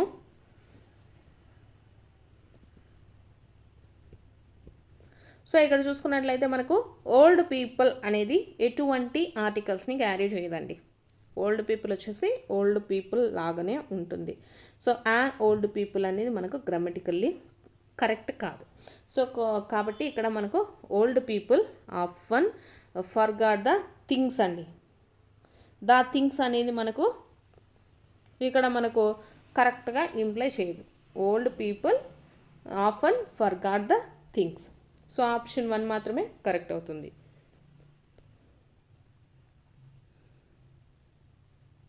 సో ఇక్కడ మనకు మిగిలినవి చూసుకుంటే the old people. The old people అంటే మనము స్పెసిఫిక్ గ్రూప్ను గ్రూప్ గురించి చెప్పేటప్పుడు మాత్రమే మనకు ద ఓల్డ్ పీపుల్ అనేది వస్తుంది. ఇక్కడ మనకు గ్రూప్ని తెలియజేయట్లేదు కాబట్టి ఇక్కడ మనకు ఇచ్చినటువంటి సెంటెన్స్ ఓన్లీ కాబట్టి మనం ఓల్డ్ పీపుల్ అనేది యూస్ చేస్తే సరిపోతుంది. Next question, choose the correct preposition to complete the sentence అనేసి ఇచ్చారండి. Shyam sat dash Ram in the cinema and had coffee dash samosa అనేసి ఇచ్చారండి. సో ఇక్కడ బిసైడ్ అనేసి ఇచ్చారండి. సో బిసైడ్ చూసుకున్నట్లయితే మనకి ఏంటిదంటే బిసైడ్ అంటే నెక్స్ట్ టు అండి. At the side, beside means first one చూసుకుంటే బిసైడ్ అండి. బిసైడ్ అంటే ఏంటిదంటే next to or at the side అనేసి యూస్ చేస్తాము. సో కాబట్టి ఫస్ట్ దాంట్లో బిసైడ్ అనేది ఉండాలి. Next besides means in addition అండి. బిసైడ్స్ ఇక్కడ చూద్దాము. బిసైడ్స్ మీన్స్ ఇన్ ఎడిషన్ అనేసి అర్థం వస్తుంది. సో ఇక్కడ మనకు ఫస్ట్ది బిసైడ్ అండి. ఫస్ట్ ఆప్షన్లో బిసైడ్ అంటే next to. Sam sat beside అంటే నెక్స్ట్ టు రామ్ వస్తుందండి. In the cinema and had a coffee besides samosa అంటే ఇన్ ఎడిషన్ టు, కాఫీతో పాటు సమోసా. సో కాబట్టి కాఫీతో పాటు అంటే కాఫీ ప్లస్ సమోసా కాబట్టి మనకి ఏమని వర్డ్ యూస్ చేస్తాము, బిసైడ్స్ అనేది యూస్ చేయాలండి. సో ఆప్షన్ 2 మనకు కరెక్ట్ యూసేజ్ అవుతుంది. నెక్స్ట్ది complete the sentence with the correct passive form అండి. The house dash in the year 1800 అనేసి ఇచ్చారు. సో ఇక్కడ the house is not build అనేది అసలు లేదు. సో ఇక్కడ మనకు ఇచ్చేసారు కదా, సో అది బిల్ట్ అయింది ఎప్పుడు 1800లో. సో ఇక్కడ వాజ్ బిల్టా ఈజ్ బిల్టా అనేది రాయాలి. సో ఇక్కడ చూసుకున్నట్లయితే ఇది మనకు పాస్ట్ టెన్స్ అండి. పాస్ట్ టెన్స్ను యూస్ చేసినప్పుడు ఏం యూస్ చేయాలి, వాజ్ కానీ వర్ కానీ యూస్ చేయాలి, బిల్ట్ అనేది యూస్ చేయాలి.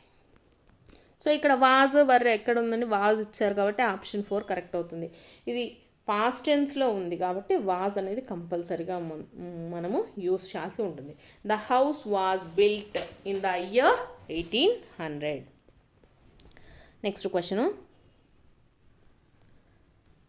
నెక్స్ట్ చూసుకుంటే Ben said I will be in Paris in July అనేసి ఇచ్చారు. Choose the indirect speech for the sentence above.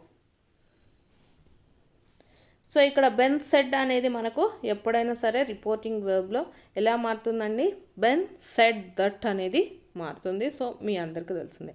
So ఇక్కడ మనకు I refers to Ben, so it can changes to he అండి. ఇక్కడ I అనేది ఎలా మారుతుంది, మనము ఇండైరెక్ట్ స్పీచ్లో హీ అనేది మారుతుంది. ఐ వచ్చేసి హీగా చేంజ్ అవుతుంది. నెక్స్ట్ టెన్స్ చూద్దామండి. ఇక్కడ విల్ అనేది ఎలా మారుతుందండి, వుడ్గా మారుతుంది. ఎందుకంటే పాస్ట్ టెన్స్కి వెళ్ళిపోతుంది కదా, సో వుడ్గా చేంజ్ అవుతుంది. సో వీటిల్లో విల్ ఉండేటి మనకు ఆన్సరే కాదు. సో వుడ్ ఉండే చూద్దాం. ఇక్కడ బెన్ సెడ్ దట్, ఐ అనేది ఎప్పుడు ఐ లాగానే ఉండదండి. ఇండైరెక్ట్ స్పీచ్లో ఎలా మారుతుంది, ఐ అనేది హీ లాగా మారుతుంది. సో ఇది కూడా wrong. So Ben said that he would be in Paris in July అండి. So option 4 correct. Next question, choose the correct modal verb to express the suggestions అండి. సజెషన్స్కి మనము ఏం యూస్ చేస్తాము, సజెషన్స్ కానీ ఆఫర్స్కి కానీ ఏం యూస్ చేస్తాము, షల్ అనేది యూస్ చేస్తాము. సో కరెక్ట్ ఆన్సర్ వచ్చేసి షల్ అండి. డేర్ అనేది వచ్చేసి మనకు ఎక్స్ప్రెస్ ద కరేజ్ తెలియజేయడానికి మనము డేర్ అనేది యూస్ చేస్తాము. కెన్ అనేది ఎప్పుడైనా సరే జనరల్ ఎబిలిటీస్ అండి. కెన్ అనేది ఎప్పుడు చూస్తాము, general ability, very very important. ఇది కూడా చాలాసార్లు అడిగారు. కెన్ అనేది జనరల్ ఎబిలిటీ గురించి కానీ పర్మిషన్స్ తీసుకునేటప్పుడు కూడా కెన్ అనేది యూజ్ చేస్తాము. నెక్స్ట్ మస్ట్ అనేది ఏంటిదంటే express the strong obligation, necessity or సర్టనిటీని తెలియజేసేటప్పుడు మనము ఎప్పుడైనా సరే మస్ట్ అనే దాన్ని యూజ్ చేయాలండి. Must you can follow the rules. So అలా మనకు నెసెసిటీ కంపల్సరీగా చేయాలి అనేటప్పుడు మస్ట్ అనేది యూజ్ చేస్తాం. సో ఇక్కడ express the suggestions means nothing but shall we go for a walk, మనం అలా బయటికి వెళ్దామా, జస్ట్ సజెషన్స్ ఇవ్వడం అనమాట, ఆఫర్ చేయడం. నథింగ్ బట్ ఆఫర్ అండి. సజెషన్స్ అన్నా ఆఫర్స్ అన్నా ఒకటే. సో ఈ సజెషన్స్ కానీ ఆఫర్స్ కానీ ఇచ్చేటప్పుడు మనము ఏం యూజ్ చేస్తాము, షల్ అనేది వాడతాం. Next question, identify the correct spelling of the word అనేసి ఇచ్చారండి. ఇన్విగోరేటింగ్ అండి, ఇన్విగోరేటింగ్. సో మనకు ఇన్విగోరేటింగ్. సో ఆప్షన్ 4 కరెక్ట్ అండి. సో ఇక్కడ మనకు డబల్ ఆర్స్ వచ్చాయి కాబట్టి తప్పు వస్తుంది. ఇన్విగోరేటింగ్ అంటే మనకు ఏమొస్తుందంటే మేకింగ్ ఆర్ ఫీల్ స్ట్రాంగ్ అండి, invigorating. So option 4 correct. Next, one of the following is the term for a person or a thing that cannot be corrected అనేసి ఇచ్చారండి. Cannot be corrected. So first చూసుకున్నట్లయితే మనకు incredible అండి. Incredible అంటే ఎప్పటికీ మార్చలేనటువంటిది. So option 4 correct అవుతుంది. ఇక్కడ మనకు కరెక్ట్ అడిగింది కూడా అదే అండి. One of the following is the term for a పర్సన్కి సంబంధించి కానీ or thing that cannot be corrected, మనము ఎప్పటికీ మార్చలేనిది కానీ సరిదిద్దలేనటువంటిది కానీ ఏంటిది అంటే దాన్ని మనం ఎలా చెప్తాము, ఇంక్రెలిజిబుల్ అనేసి చెప్తామండి. ఇక్కడ అన్ఇంటెలిజెంట్ అంటే ఏంటిదంటే అర్థం చేసుకోవడానికి వీలు కానటువంటిది. ఇండెలబుల్ అంటే చెరిపివేయడానికి వీలు కానటువంటి గుర్తులు అని. నెక్స్ట్ ఇలెజిబుల్ అంటే చదవడానికి వీలు కానటువంటి చేతి రాత కానీ ఇవి అన్నీ కూడా మనము ఇలెలిజిబుల్ అనేసి చెప్తామంటే దాన్ని మనము ఎలిజిబుల్ చేయలేనటువంటివి అనే అర్థం వస్తుంది. సో కాబట్టి ఇక్కడ ఇచ్చినటువంటి ఆప్షన్స్లో మనకు కరెక్ట్ ఏదండి, ఆప్షన్ 4. నెక్స్ట్ క్వశ్చన్ చూసుకుంటే, identify the imperative sentence among the following అనేసి వచ్చారండి.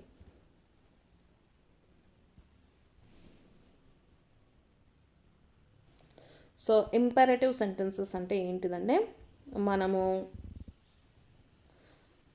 నథింగ్ బట్ ఇంపరేటివ్ సెంటెన్స్ అంటే ప్రార్థనను తెలియజేసేటివి అనేసి చెప్పొచ్చండి. మన అభ్యర్థనను కానీ లేకపోతే ఆజ్ఞను జారీ చేసేటటువంటివి ఇవన్నీ కూడా మనకు ఇంపరేటివ్ సెంటెన్స్ అవుతుంది. ఫస్ట్ చూసుకుంటే little Jack Horner sat in the corner, ఇది వచ్చేసి మనకు సింపుల్ సెంటెన్స్ అవుతుందండి. Next, where did you get some fruits, ఇది మనకు క్వశ్చన్ ఇంట్రాగేటివ్ సెంటెన్స్ అవుతుంది. క్వశ్చన్ మార్క్ ఉంది కాబట్టి ఏమవుతుంది, ఇంట్రాగేటివ్ సెంటెన్స్ అవుతుంది. Have mercy upon us, have mercy upon us అనేది మనకు ఇంపరేటివ్ సెంటెన్స్ అవుతుందండి.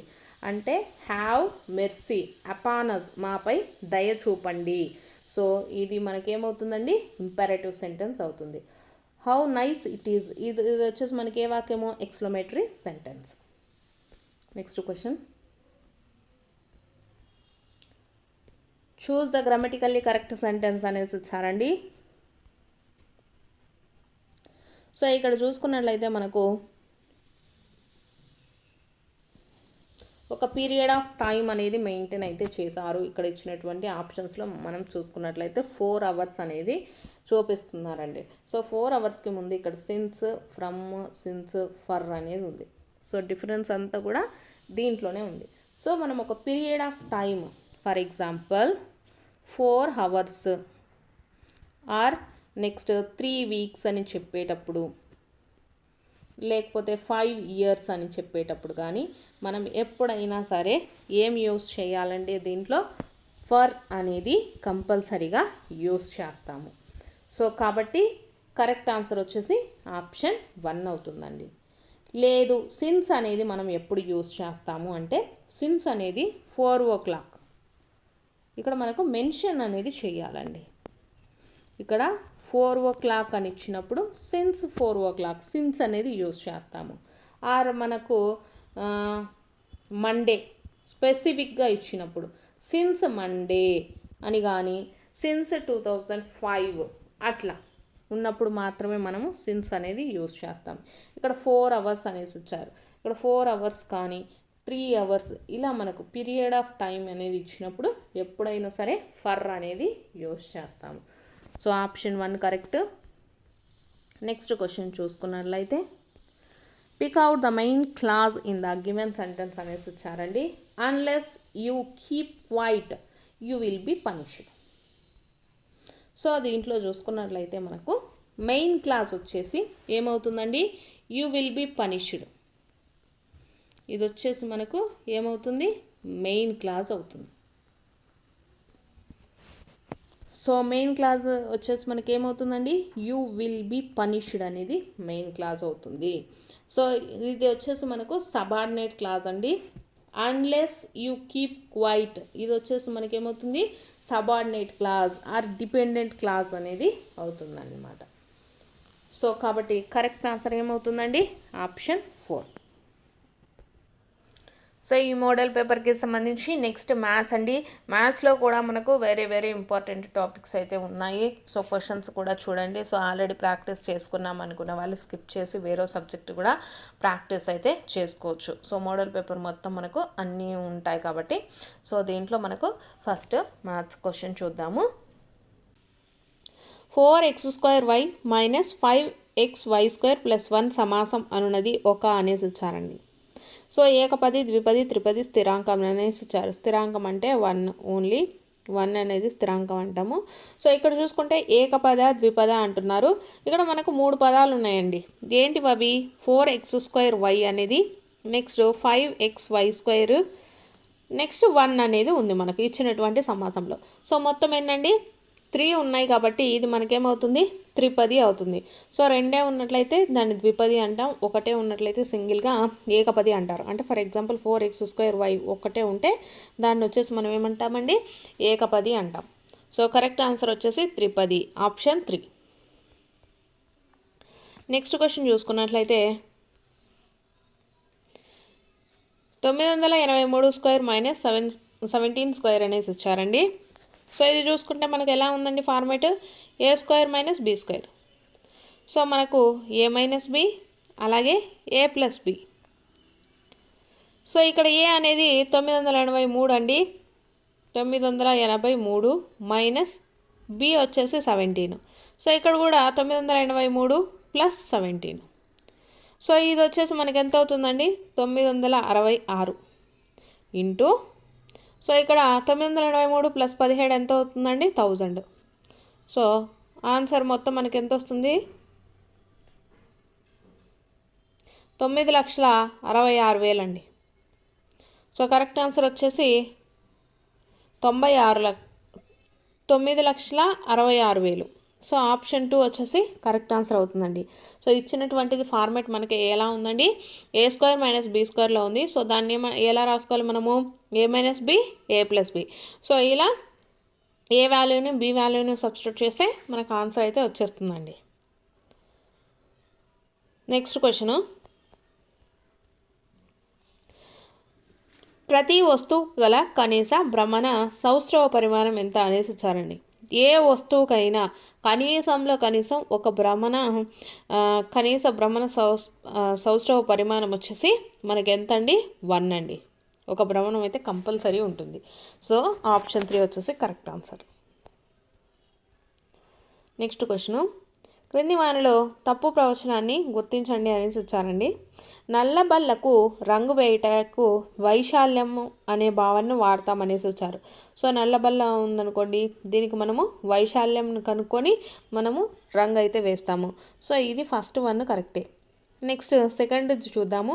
పొలానికి కంచె వేయటకు చుట్టుకొలత అనేటటువంటి భావనను వాడతాము. అంతే కదండి. ఇప్పుడు ఏదైనా మనం ఒక పొలం తీసుకుంటే దాన్ని చుట్టూరు ఉండే చుట్టూ కొలతను బట్టే మనము ఆ చుట్టూ కంచెన వేయడానికి ఎంత పడుతుంది అనేసి చెక్ చేస్తాము. నెక్స్ట్ గది నేలకు టైల్స్ అంటించుటకు వైశాల్యం భావన వాడతాము. సో ఒక గది తీసుకున్నాం అనుకోండి, టైల్స్ అనేది మనకు ఇలా ఉంటాయి. సో దీని యొక్క వైశాల్యం తెలిస్తేనే కదా మనకు ఎన్ని టైల్స్ సరిపోతాయి అనేది తెలిసేది. సో ఇది కూడా కరెక్టేనండి. గదిలో మనకు టైల్స్ వేయాలి అంటే ఫస్ట్ గది వైశాల్యంనే కనుక్కోవాలి. నెక్స్ట్ చూసుకున్నట్లయితే స్తూపాకార పాత్ర నందు పట్టే నీటి పరిమాణమును కొలుచుటకు సంపూర్ణతల వైశాల్యం భావనను వాడతాము అనేసి ఇచ్చారండి. సో మనకు సంపూర్ణత ఇక్కడ స్తూపాకార పాత్ర అనేసి ఇచ్చారు. సో స్తూపాకార పాత్ర ఉన్నట్లయితే దాంట్లో ఎంత నీరు పడుతుంది అని తెలుసుకోవడానికి మనం ఏం చేయాలండి, సంపూర్ణతల ఘన పరిమాణం భావాన్ని కనుక్కోవాలండి. సంపూర్ణతల ఘన పరిమాణం అనేటటువంటి భావనను కనుగొన్నట్లయితే ఎన్ని నీళ్ళు పడతాయని తెలుస్తుంది. ఘన పరిమాణం కనుక్కోవాలండి, వైశాల్యం కాదు. సో తప్పు ప్రవచనం ఏదండి, ఆప్షన్ 4. నెక్స్ట్ క్వశ్చను, రాజు 250 పేజీల కల సోషల్ పుస్తకము 30% చదివేను, అయితే ఇంకను చదవవలసిన పేజీల సంఖ్య ఎంత అనేసి ఇచ్చారండి. సో ఇది ఎలా రాస్తామండి, మొత్తం పేజీలు ఎంత 250 ఇంటూ ఎంత పర్సెంట్ చదివాడు, 30% చదివాడు కాబట్టి 30/100. సో ఈ 0 క్యాన్సిల్. సో మొత్తం వచ్చేసి 75 పేజెస్. సో మొత్తం వచ్చేసి ఎన్ని పేజెస్ చదివాడండి, 75 పేజెస్ అయితే చదవడం జరిగింది. సో మనకు ఇంకనూ చదవాల్సినవి అడిగారు. సో రిమైనింగ్ ఎంత ఉంటాయండి, 250లో 75 పోయినట్లయితే ఎంత ఉంటుంది, 175 పేజెస్. సో కరెక్ట్ ఆన్సర్ వచ్చేసి ఆప్షన్ 4 అండి. ఇక్కడ మనకు మొత్తం పేజీలు ఇచ్చారు కదా, ఇంటూ ఎంత చదివాడు, 30% చదివాడు కాబట్టి 30/100 వేసుకున్నాము. సో మనకు పేజెస్ ఎన్ని చదివాడు, 75 చదివాడు. అయితే ఇక్కడ మనల్ని అడిగింది ఏంటి, ఇంకను చదవవలసిన పేజీలు కాబట్టి మొత్తం పేజీలలో నుంచి చదివిన పేజీలు తీసేస్తే మనకు ఇంకా చదవవలసినటువంటివి తెలుస్తాయండి. సో కరెక్ట్ ఆన్సర్ వచ్చేసి ఆప్షన్ 4.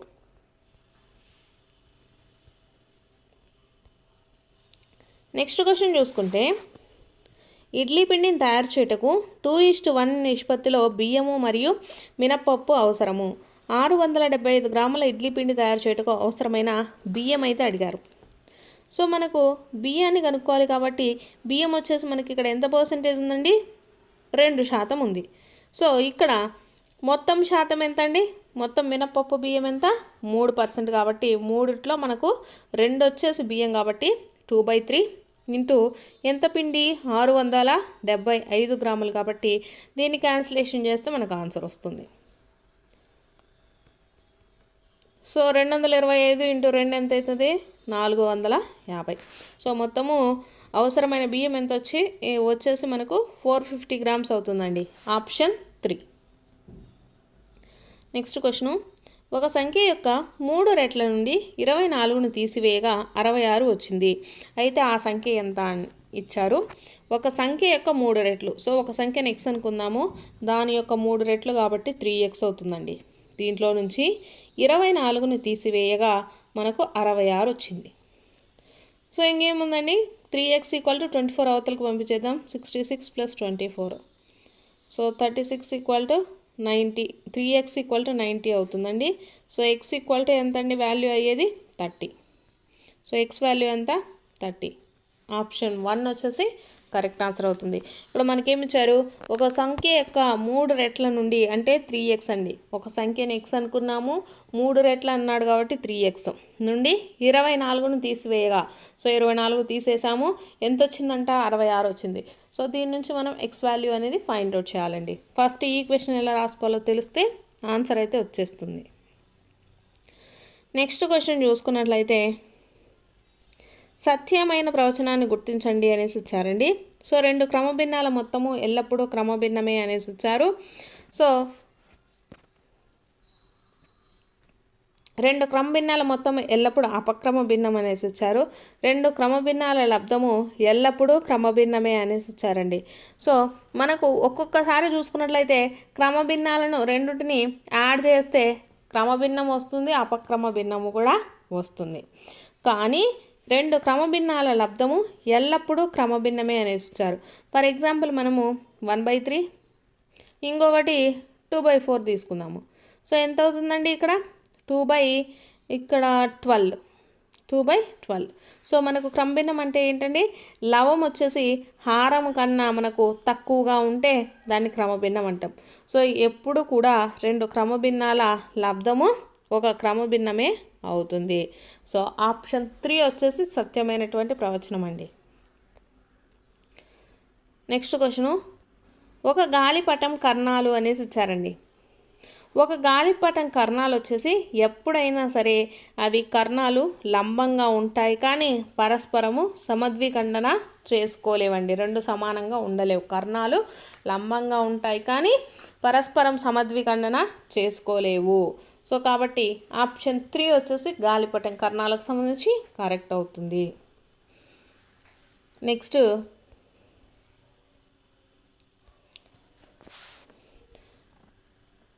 3√7 + 9 + 13 అనేసి ఇచ్చారండి. క్యూబ్ రూట్లో మనకు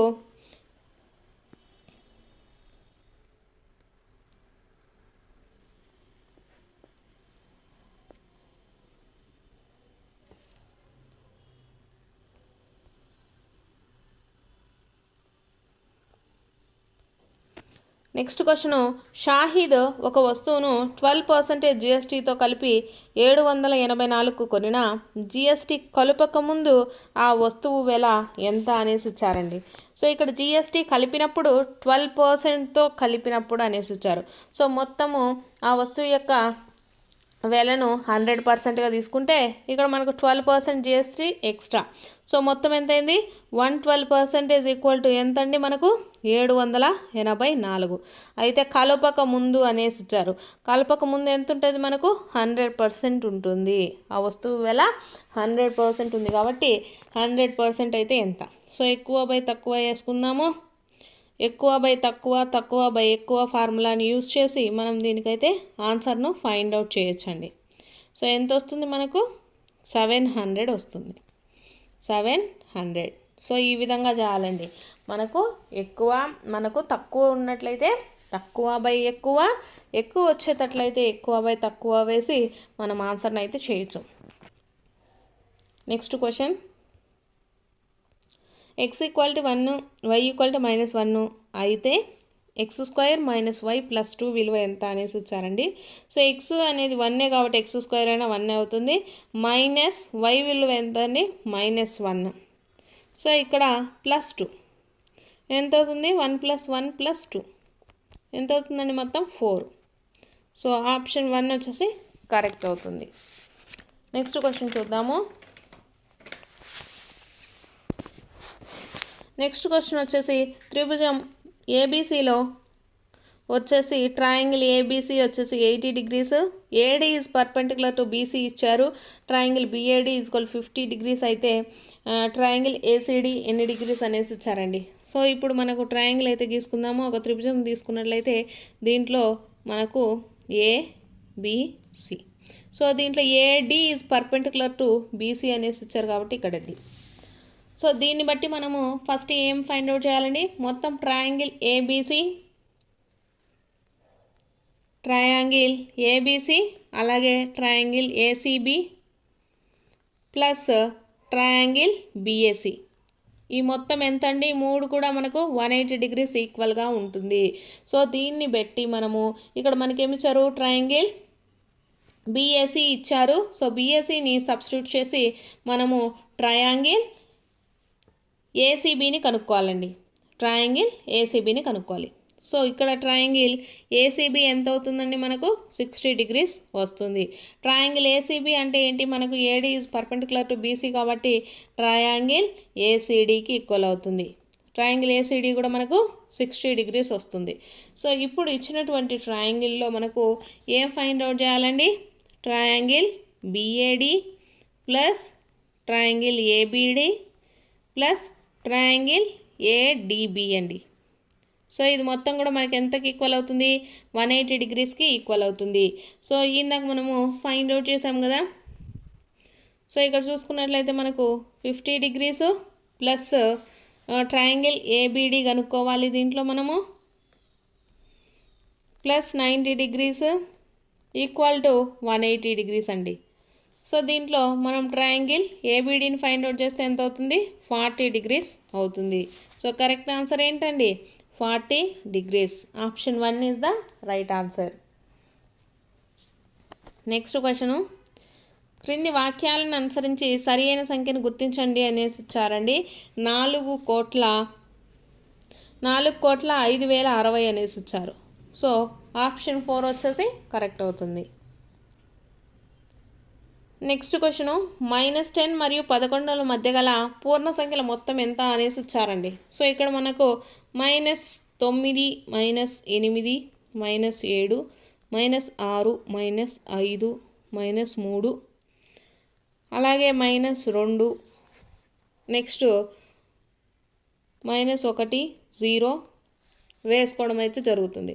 సో దీంట్లో మనకు మొత్తం పూర్ణ సంఖ్యలు అడిగారండి 1 2 3 4 5 6 7 8 9 10.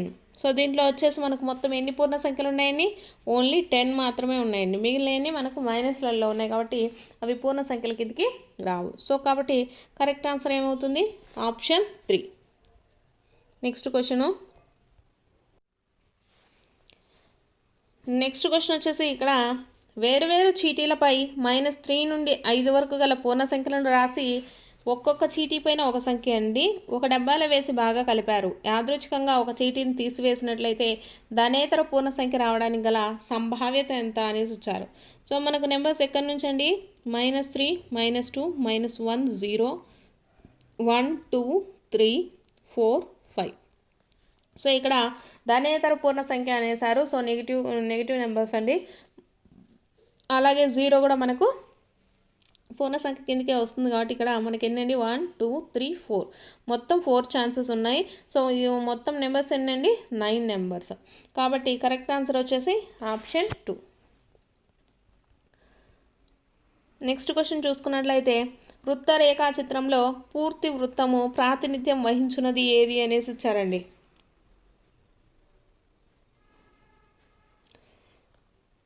భాగాల విలువల మొత్తం అండి. భాగాల విలువల మొత్తము కూడా మనకు పూర్తి వృత్తం అనేది ప్రాధాన్యత వహిస్తుంది. భాగాల మొత్తం అండి. మనకు ఎన్ని భాగాలు ఉంటే అన్ని భాగాల మొత్తము కూడా వృత్తరేఖా చిత్రంలో ప్రాతినిధ్యం వహిస్తుంది. భాగాల విలువల మొత్తము ఆప్షన్ 1 అండి. నెక్స్ట్ క్వశ్చను -1/2024 యొక్క విలువ ఎంత అనేసి ఇచ్చారండి. ఇక్కడ -1 అనేసి ఇచ్చారు. సో ఇక్కడ పైన ఎంత ఉందండి 2024 అని ఉంది. సో ఇది మనకు పాజిటివ్ వాల్యూ. సో కాబట్టి ఇది కూడా మనకేమవుతుందండి పాజిటివ్ అవుతుంది. సో +1 ఆప్షన్ 3 వచ్చేసి రైట్ ఆన్సర్. నెక్స్ట్ క్వశ్చను ఒక క్రమ షడ్భుజిలోని ప్రతి అంతరకోణం విలువ ఎంత అనేసి ఇచ్చారండి. క్రమ షడ్భుజిలో అంతరకోణం విలువ వచ్చేసి మనకు ఫార్ములా ఉందండి n-2 × 180 డిగ్రీస్ బై n అండి. n అంటే మనకు ఇచ్చినటువంటి నెంబర్ ఆఫ్ సైడ్స్. ఇక్కడ క్రమ షడ్భుజి అనేసి ఇచ్చారు. షడ్భుజిలో ఎన్ని ఉంటాయండి 6 భుజాలు ఉంటాయి కాబట్టి 6 - 2/6 × 180 డిగ్రీస్. సో దీన్ని మనం క్యాలిక్యులేట్ చేస్తే మొత్తం ఎంత వస్తుందండి 120 డిగ్రీస్ అనేది వస్తుంది. ఏ షడ్భుజిలో అయినా సరే మనకు అంతర్కోణం విలువ ఎంత అంటే ఫార్ములా ఇదే అండి, n-2 into 180/n. So n అనేది మనకి ఇచ్చేటటువంటి షడ్భుజి కానీ పంచభుజి కానీ వాటి ఆ నెంబర్ని బట్టి ఉంటుంది. Number of sides n equal to number of sides. So ఇక్కడ మనకు ఎంత వచ్చిందండి answer 120 degrees.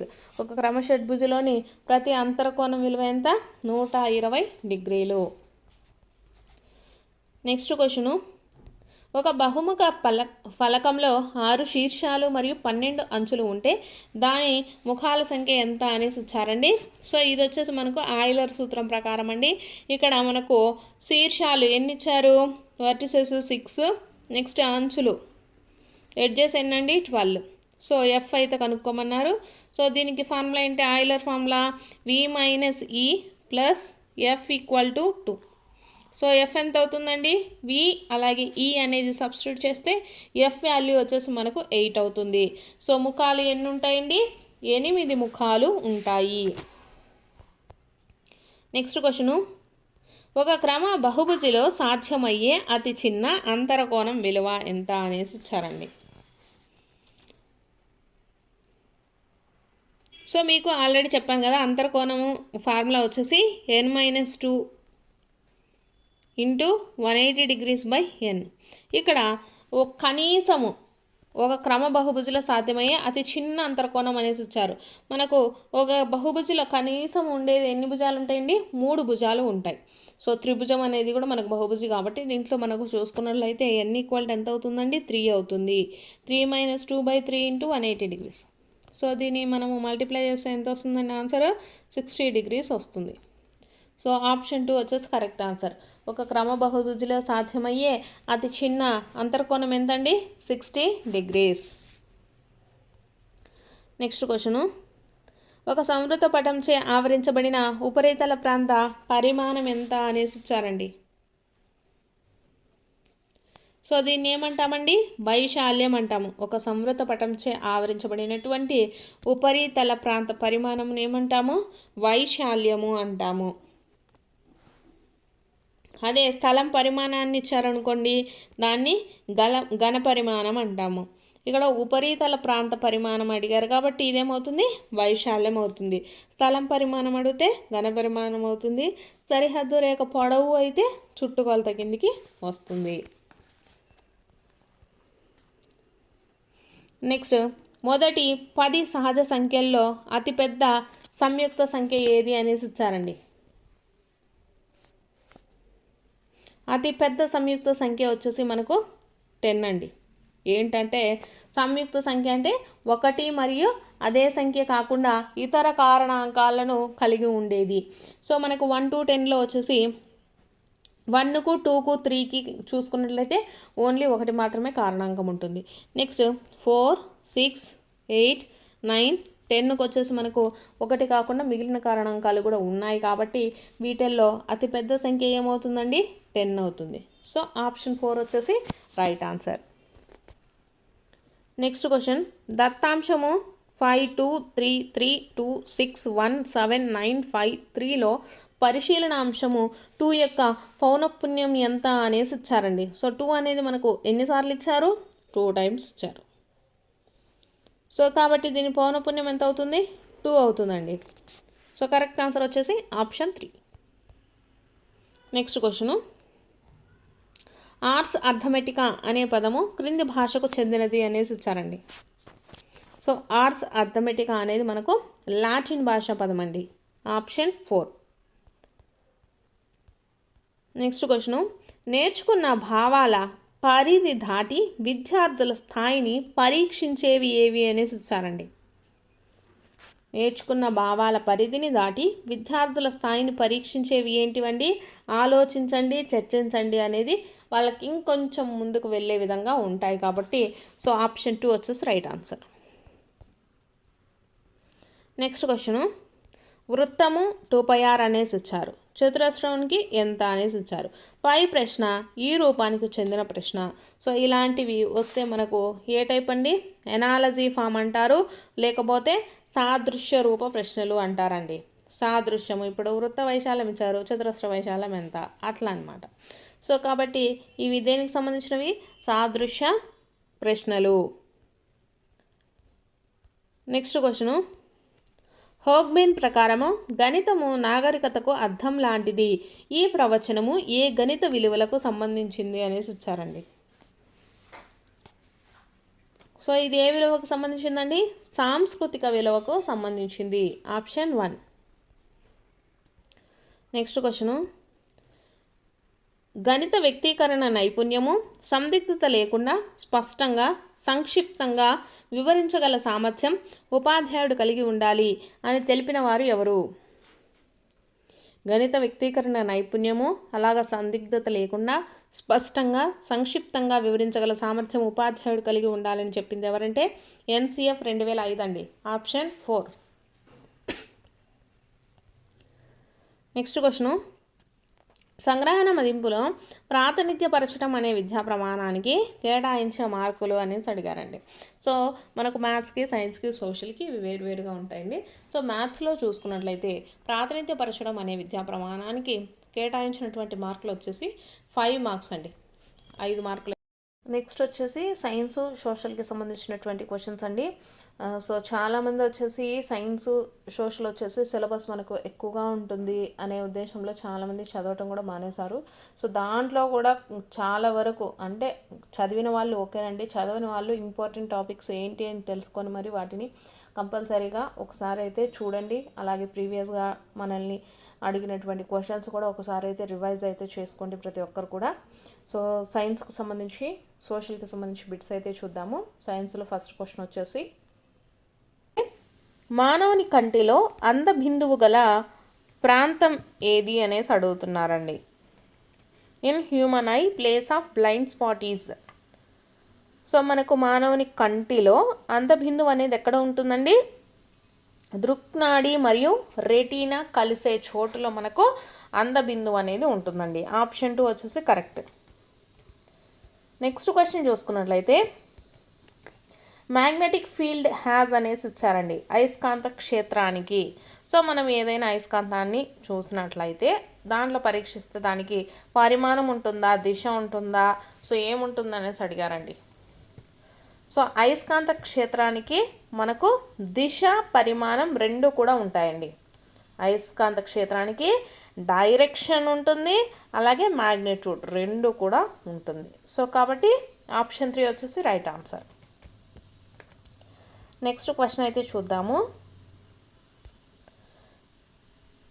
Example for contact force among the following is అనేసి ఇచ్చారండి. క్రింది వారిలో స్పర్శా బలానికి ఉదాహరణ.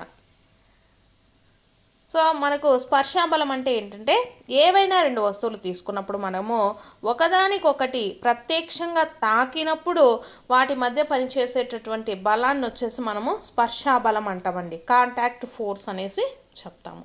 సో స్పర్శా బలం అనేది మనకు ఏదైనా 2 వస్తువులు ప్రత్యక్షంగా తాకితే మాత్రమే మనకు ఈ స్పర్శా బలం అనేది ఏర్పడుతుందండి. సో ఇక్కడ మనం ఆప్షన్స్ చూసుకున్నట్లయితే భూమి వైపునకు వస్తువులు లాగబడటం. భూమి వైపునకు వస్తువులు లాగబడేది ఏమవుతుందండి? ఇది గురుత్వాకర్షణ బలం అవుతుంది. సో దీంట్లో మనకు లాగుతుంది కానీ ఇక్కడ మనకు భూమి కానీ వస్తువు కానీ మనకు ప్రత్యక్షంగా తాకడం లేదు. సో కాబట్టి ఇదేమవుతుంది మనకు? ఇది క్షేత్ర బలం కిందికి వస్తుంది. నార్మల్ క్షేత్ర బలంలో మనకు స్పెషల్గా చెప్పాలంటే ఇది గురుత్వాకర్షణ బలం. నెక్స్ట్, గాలి గుండా కదులుతున్న వస్తువులపై గాలి కలగజేసే బలాన్ని ఏమంటామండి? మనము స్పర్శా బలం అంటారు. ఎందుకంటే గాలి అనేది వస్తువును తాకినప్పుడు మనకు ఆ వస్తువు అనేది కదులుతుంది, లేకపోతే అటు ఇటు మనకు జరుగుతుంటూ ఉంటాయి కాబట్టి సో అది మనకు స్పర్శా బలం కిందికి వస్తుంది. సో ఆప్షన్ 2 కరెక్ట్ అవుతుంది. నెక్స్ట్, మిగిలినటువంటి ఆప్షన్స్ చూసుకున్నట్లయితే అయస్కాంతం యొక్క వేరొక అయస్కాంతంపై ప్రయోగించే బలం అనేసి ఇచ్చారు. సో ఇదేంటిది మనకు? ఇది కూడా క్షేత్ర బలం కిందకి వస్తుంది. స్పెషల్గా చెప్పాలంటే ఇది మనకు అయస్కాంతం తోటి కాబట్టి ఇది అయస్కాంత బలం కింద చెప్పచ్చు. నెక్స్ట్, ఒక ఆవేశపూరిత వస్తువు మరొక ఆవేశపూరిత వస్తువుపై కలగజేసేటటువంటి బలాన్ని ఏమంటామండి? మనము స్థిర విద్యుత్ బలము అనేసి చెప్తాము.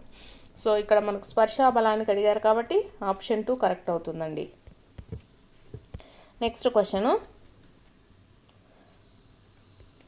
క్వశ్చన్ చూసుకున్నట్లయితే కంపేర్ ద గివెన్ స్పీడ్స్ అనేసి ఇచ్చారండి. సో ఇక్కడ మనకు 18 కిలోమీటర్లు గంటకు అనేసి ఇచ్చారండి. సో వీటన్నిటిని కూడా మనము ఒకే యూనిట్స్లలోకి తీద్దాం. సో ఇక్కడ మనకు కిలోమీటర్ పర్ అవర్ ఇచ్చారు, సెంటీమీటర్ పర్ సెకండ్ ఇచ్చారు, మీటర్ పర్ మినిట్స్ అనేసి ఇవ్వడం జరిగింది. సో దీంట్లో మనకు ఎలా అండి, ఫస్ట్ 18 కిలోమీటర్స్ని చేద్దాము. సో 18 కిలోమీటర్స్ని మనము మీటర్ పర్ సెకండ్లో చేయాలంటే ఇంటూ 5/18 చేయాలండి. సో మనకు 5 మీటర్ పర్ సెకండ్ అనేది వస్తుంది ఫస్ట్ వన్కి. నెక్స్ట్ 500 సెంటీమీటర్స్ పర్ సెకండ్ అనేసి ఇచ్చారండి. సో 500/100. సో ఇది కూడా మనకు ఎంత అవుతుందండి, 5 మీటర్స్ పర్ సెకండ్ అవుతుంది. నెక్స్ట్ థర్డ్ వన్ ఇది 360 మినిట్స్. సో దీన్ని మనము ఎలా మార్చాలండి, 360 డివైడెడ్ బై 60 అండి. సో మనకేమవుతుంది, 6 మీటర్ పర్ సెకండ్ అవుతుంది. సో ఇచ్చినటువంటి స్పీడ్స్ అన్నిటిని కూడా మనము మీటర్ పర్ సెకండ్లోకి చేంజ్ అయితే చేసామండి. సో చేంజ్ చేసినప్పుడు మనకేమవుతుంది, ఇక్కడ 18 కిలోమీటర్ పర్ అవర్, అలాగే 500 సెంటీమీటర్స్ పర్ సెకండ్, ఈ రెండు కూడా మనకు ఏమవుతుంది, మీటర్లోకి మార్చినప్పుడు 5 మీటర్ పర్ సెకండ్స్ కిందనే వస్తుంది. సో A = B అవుతుంది. అలాగే మనకు 360 మినిట్స్ తర్వాత ఇది వచ్చేసి మనకు 6 మీటర్స్ పర్ సెకండ్స్ అవుతుంది కాబట్టి ఫస్ట్ ఆప్షన్ కరెక్ట్ అండి. A = B అవుతుంది. ఈ రెండిటికంటే C అనేది ఎక్కువ ఉంది కాబట్టి. నెక్స్ట్ క్వశ్చన్, ప్రసర కణజాలంలోని మృత కణాలను గుర్తించండి అనేసి ఇచ్చారండి. ప్రసర కణజాలములోని మృత కణాలను గుర్తించండి. సో మనకు మొక్కలలో మనకు ప్రసరణ కణజాలంలో ఎక్కువగా ఉండేది ఏంటిదంటే దారువు, పోషక కణజాలం అనేటటువంటి 2 భాగాలు ఉంటాయండి. ప్రసరణ కణజాలంలో దారువు ఉంటుంది, అలాగే దీంతోపాటు ఏముంటుందండి, పోషక కణజాలం ఉంటుంది. సో ఇక్కడ చూసుకున్నట్లయితే మనకు వీటిల్లో సజీవ కణాలు ఉంటాయండి, అలాగే మృత కణాలు 2 కూడా ఉంటాయి. సో దారువులో చూసుకుంటే దారు కణాలు, సో కణజాలంలో మృత కణాలను గుర్తించండి అనేసి ఇచ్చారు కదా. సో ప్రసర కణజాలంలో దారువు ఉంటుందండి, మీ అందరికీ తెలిసిందే దారువు. అలాగే పోషక కణజాలం ఉంటుంది, పోషక కణజాలము ఉంటుంది. సో దీంట్లో ఫస్ట్ దారువు చూసుకున్నట్లయితే దారువులో వచ్చేసి దారు కణాలు, దారు వాహికలు మరియు దారు తంతువులు ఉంటాయండి. సో దీంట్లో మనకు దారు తంతువులు వచ్చేసి ఏమవుతాయండి, ఇవి మనకు మృత కణజాల కిందికి వస్తాయి. అలాగే దారు మృదు కణజాలం మాత్రమే దీంట్లో సజీవ కణజాలంగా ఉంటుందండి. నెక్స్ట్ పోషక కణజాలంలో చూసుకున్నట్లయితే పోషక కణజాల తంతువులు మాత్రమే మనకు ఏంటివి, మృత కణాలు. మిగిలిన చాలనీ కణాలు కానీ, సహకణాలు కానీ, పోషక కణజాలం, మృదు కణజాలం కానీ ఇవన్నీ కూడా మనకు ఏంటివండి, సజీవ కణాల కిందికి చెప్పచ్చు. సో ఇక్కడ మనకు ఏముంటాయండి, సో దీంట్లో చూసుకున్నట్లయితే మనకు దారు కణం అండి, దారు కణము, దారు నాళాలు ఇవి మనకు మృత కణాల కిందికి వస్తాయి. దారు మృదు కణజాలం మాత్రమే సజీవ కణం అండి, గుర్తుపెట్టుకోండి. దారువులో దారు మృదు కణజాలం మాత్రమే సజీవ కణంగా ఉంటుంది. దారు కణం కానివ్వండి, దారు నాళాలు కానివ్వండి, ఇవి మృత కణాల కిందికి వస్తాయి. అలాగే పోషక కణజాలంలో వచ్చేసి మనకు పోషక కణజాల తంతువులు కూడా మృత కణాల కిందికే వస్తాయండి.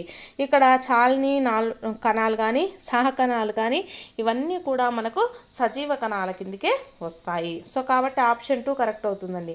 ప్రసర కణజాలంలోని మృత కణాలు ఏవి అంటే దారు కణము, దారు నాళాలు, అలాగే పోషక కణజాల తంతువులండి. నెక్స్ట్ క్వశ్చను, ప్లాస్టిక్ వినియోగమును గురించి సరి అయిన వాక్యాలను గుర్తించండి అనేసి ఇచ్చారండి.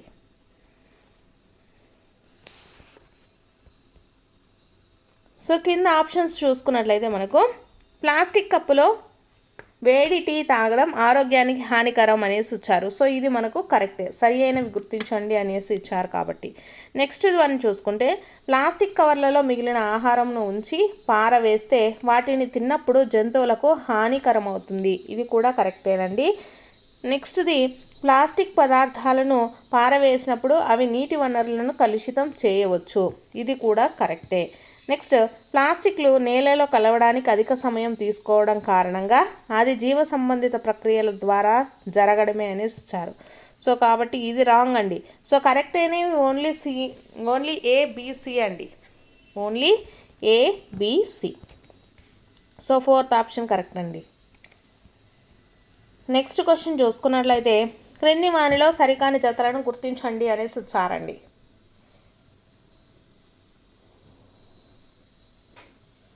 సో ఇక్కడ సిల్వర్ కార్ప్ అనేసి ఇచ్చారండి. సిల్వర్ కార్ప్ వచ్చేసి మంచినీటి చేప అండి, మంచినీటి చేప.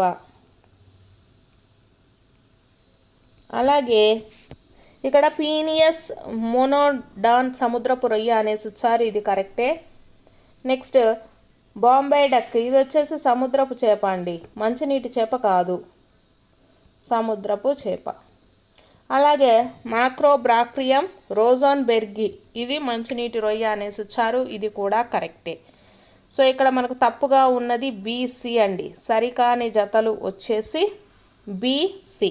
సో ఇక్కడ మనకు బీసీ అని ఏసీ అండి, ఏసీ అనేది తప్పు. ఇక్కడ మనకు రివర్స్ ఇచ్చారండి. సిల్వర్ కార్ప్ అనేది మంచినీటి చేప, బాంబే డక్ అనేది సముద్రపు చేప. నెక్స్ట్ క్వశ్చన్, మోకాల్లోని కీలు ఏది అనేసి అడిగారండి. మోకాల్లో వచ్చేసి మనకి ఏ కీలు ఉంటుందండి, మడతబందు కీలు ఉంటుంది. Option 1 correct. నెక్స్ట్ క్వశ్చన్ చూసుకున్నట్లయితే క్రింది ప్రవచనాలను చదివి సరైన ఐచ్ఛికములను ఎంచుకోండి అనేసి ఇచ్చారండి.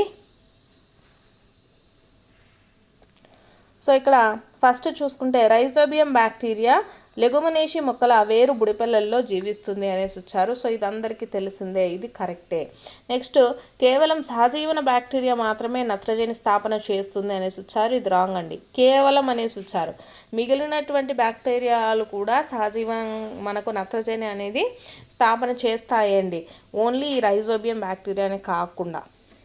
సో కాబట్టి మనకు ఏం ఆప్షన్ అవుతుందండి ఇక్కడ ఇచ్చినటువంటి వాటిల్లో? ఇక్కడ ఏ అనేది కరెక్టే, ఇది రాంగ్ అండి, ఆర్ ఈజ్ ఇన్కరెక్ట్, ఏ అనేది కరెక్ట్. సో ఆప్షన్ 2 అనేది కరెక్ట్ అవుతుంది. నెక్స్ట్ క్వశ్చన్, రక్త ఫలకికలకు సంబంధించి సరి అయిన వాక్యాన్ని గుర్తించండి అనేసి ఇచ్చారండి. రక్త ఫలకికల గురించి సో చూద్దాము. ఇవి ఆక్సిజన్ మరియు కార్బన్ డైఆక్సైడ్ రవాణాలో పాల్గొనును అనేసి ఇచ్చారండి.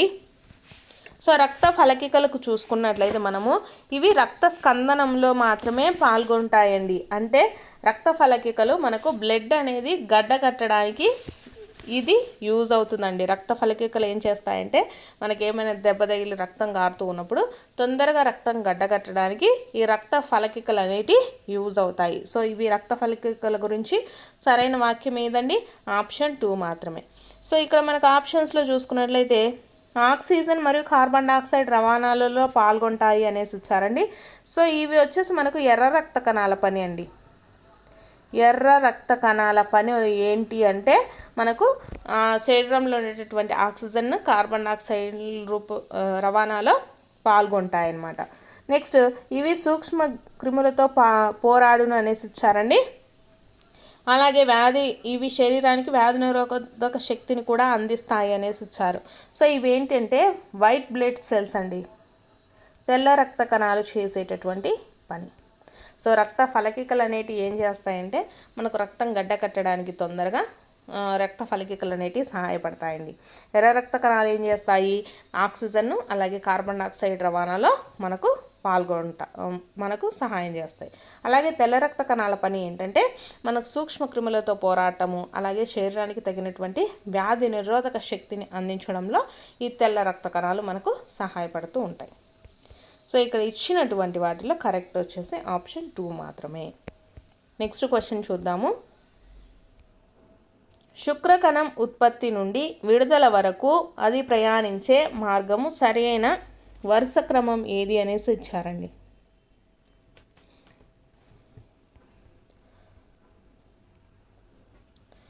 సో కరెక్ట్ ఆన్సర్ వచ్చేసి ఆప్షన్ 4 అండి. శుక్రకణం ఉత్పత్తి వచ్చేసి ఫస్ట్ ముష్కము నుంచి, తర్వాత శుక్రవాహికకు, తర్వాత శుక్రాశయము, తర్వాత ప్రసేకం. ఇది సరి అయిన వరుస క్రమం అండి. నెక్స్ట్ క్వశ్చన్ వచ్చేసి మనకు సోషల్కి సంబంధించి ఇవ్వడం జరిగిందండి. క్రింద ఇచ్చిన నదులను అవి సముద్రంలో కలిసే ప్రదేశంతో జతపరచండి అనేసి ఇచ్చారు.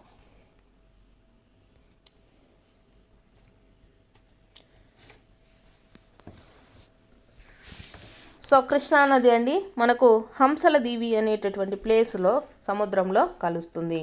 నెక్స్ట్ది చూసుకున్నట్లయితే గోదావరి నది అండి. గోదావరి నది వచ్చేసి అంతర్వేది ప్లేస్లో మనకు సముద్రంలో కలుస్తుంది. నెక్స్ట్ పెన్నా నది వచ్చేసి ఊటుకూరు, వంశధార నది వచ్చేసి కళింగపట్నం వద్ద అండి. కృష్ణానది వచ్చేసి హంసల దీవి, గోదావరి నది వచ్చేసి అంతర్దేవి దగ్గర, నెక్స్ట్ పెన్నా నది వచ్చేసి ఊటుకూరు, వంశధార నది వచ్చేసి కళింగపట్నం అండి. సో ఆప్షన్ 1 కరెక్ట్ అవుతుంది. నెక్స్ట్ క్వశ్చన్ చూసుకున్నట్లయితే సిమ్లీపాల్ నేషనల్ పార్క్ ఈ రాష్ట్రంలో ఉంది అనేసి ఇచ్చారండి. సో ఏ రాష్ట్రంలో ఉందండి? సిమ్లీపాల్ నేషనల్ పార్క్ ఒడిస్సాలో ఉంది. ఆప్షన్ 1. నెక్స్ట్ క్వశ్చన్ చూసుకుంటే వెలికొండలు, ఇది మనల్ని చాలాసార్లు అడిగారండి. సో వెలికొండలు వచ్చేసి మనకు ఏ జిల్లాలో ఉన్నాయండి?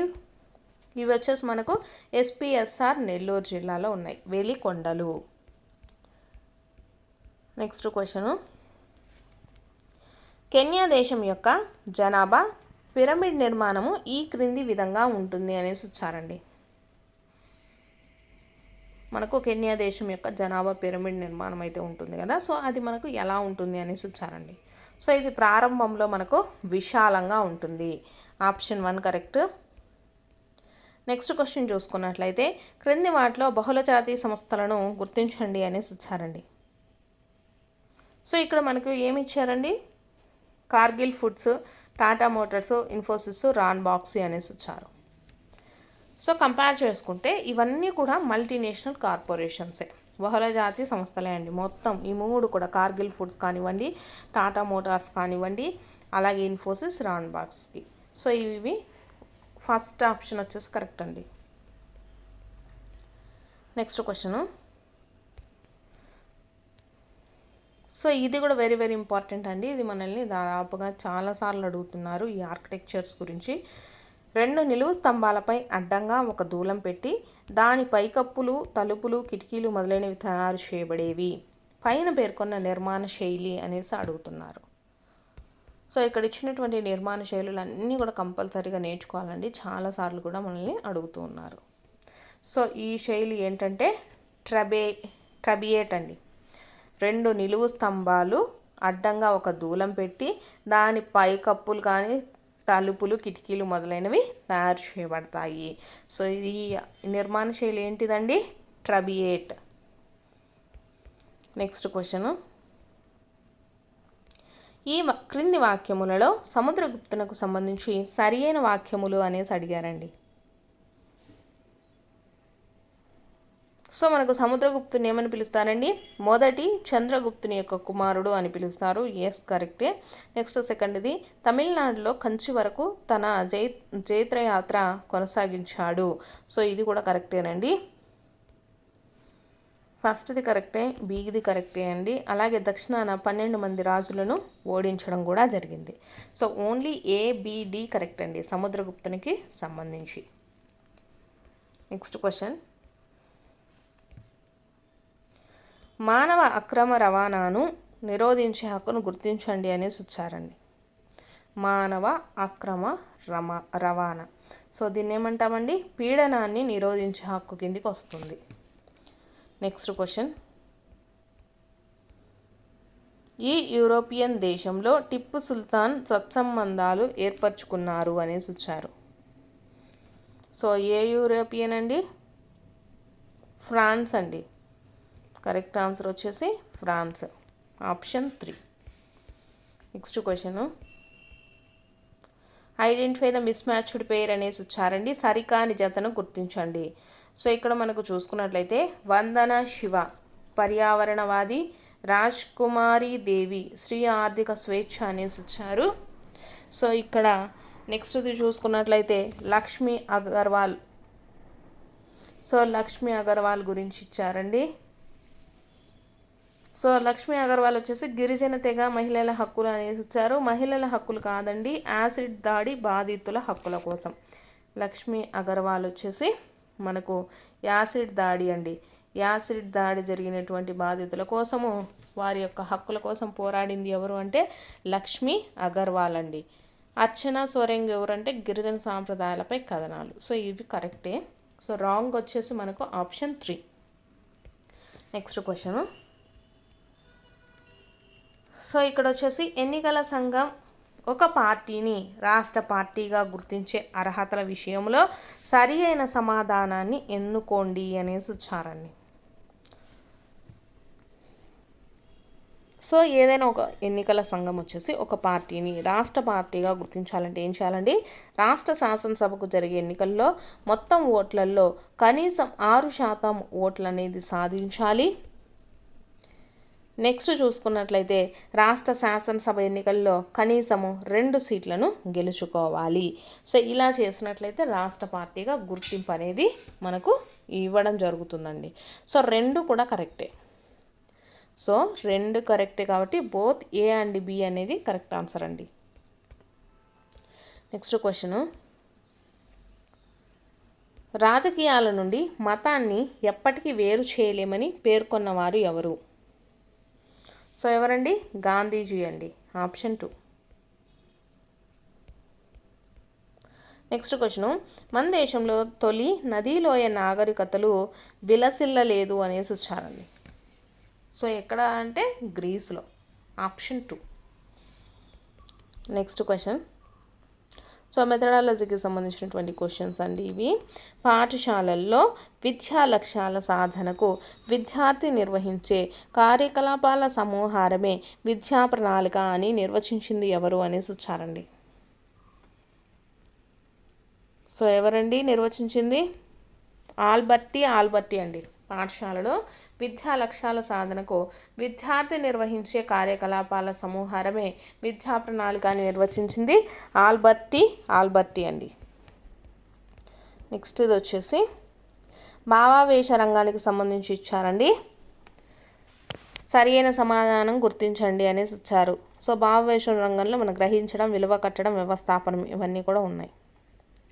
సో దీంట్లో ఫస్ట్ చూసుకున్నట్లయితే గ్రహించడం అంటే ఏంటంటే మానసిక సంసిద్ధతను సూచించడం అండి. నెక్స్ట్ విలువ కట్టడం అంటే అభినందించే గుణము అభివృద్ధి చెందటాన్ని మనము విలువ కట్టడం అంటాం. నెక్స్ట్ వ్యవస్థాపనము అంటే జీవిత తత్వాన్ని అలవరుచుకోవడం అండి.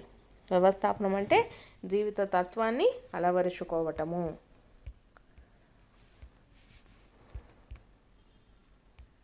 నెక్స్ట్ క్వశ్చన్ చూసుకున్నట్లయితే బోధనోపకరణాలకు సంబంధించి సరైన వాక్యాలను గుర్తించండి అనేసి వచ్చారండి.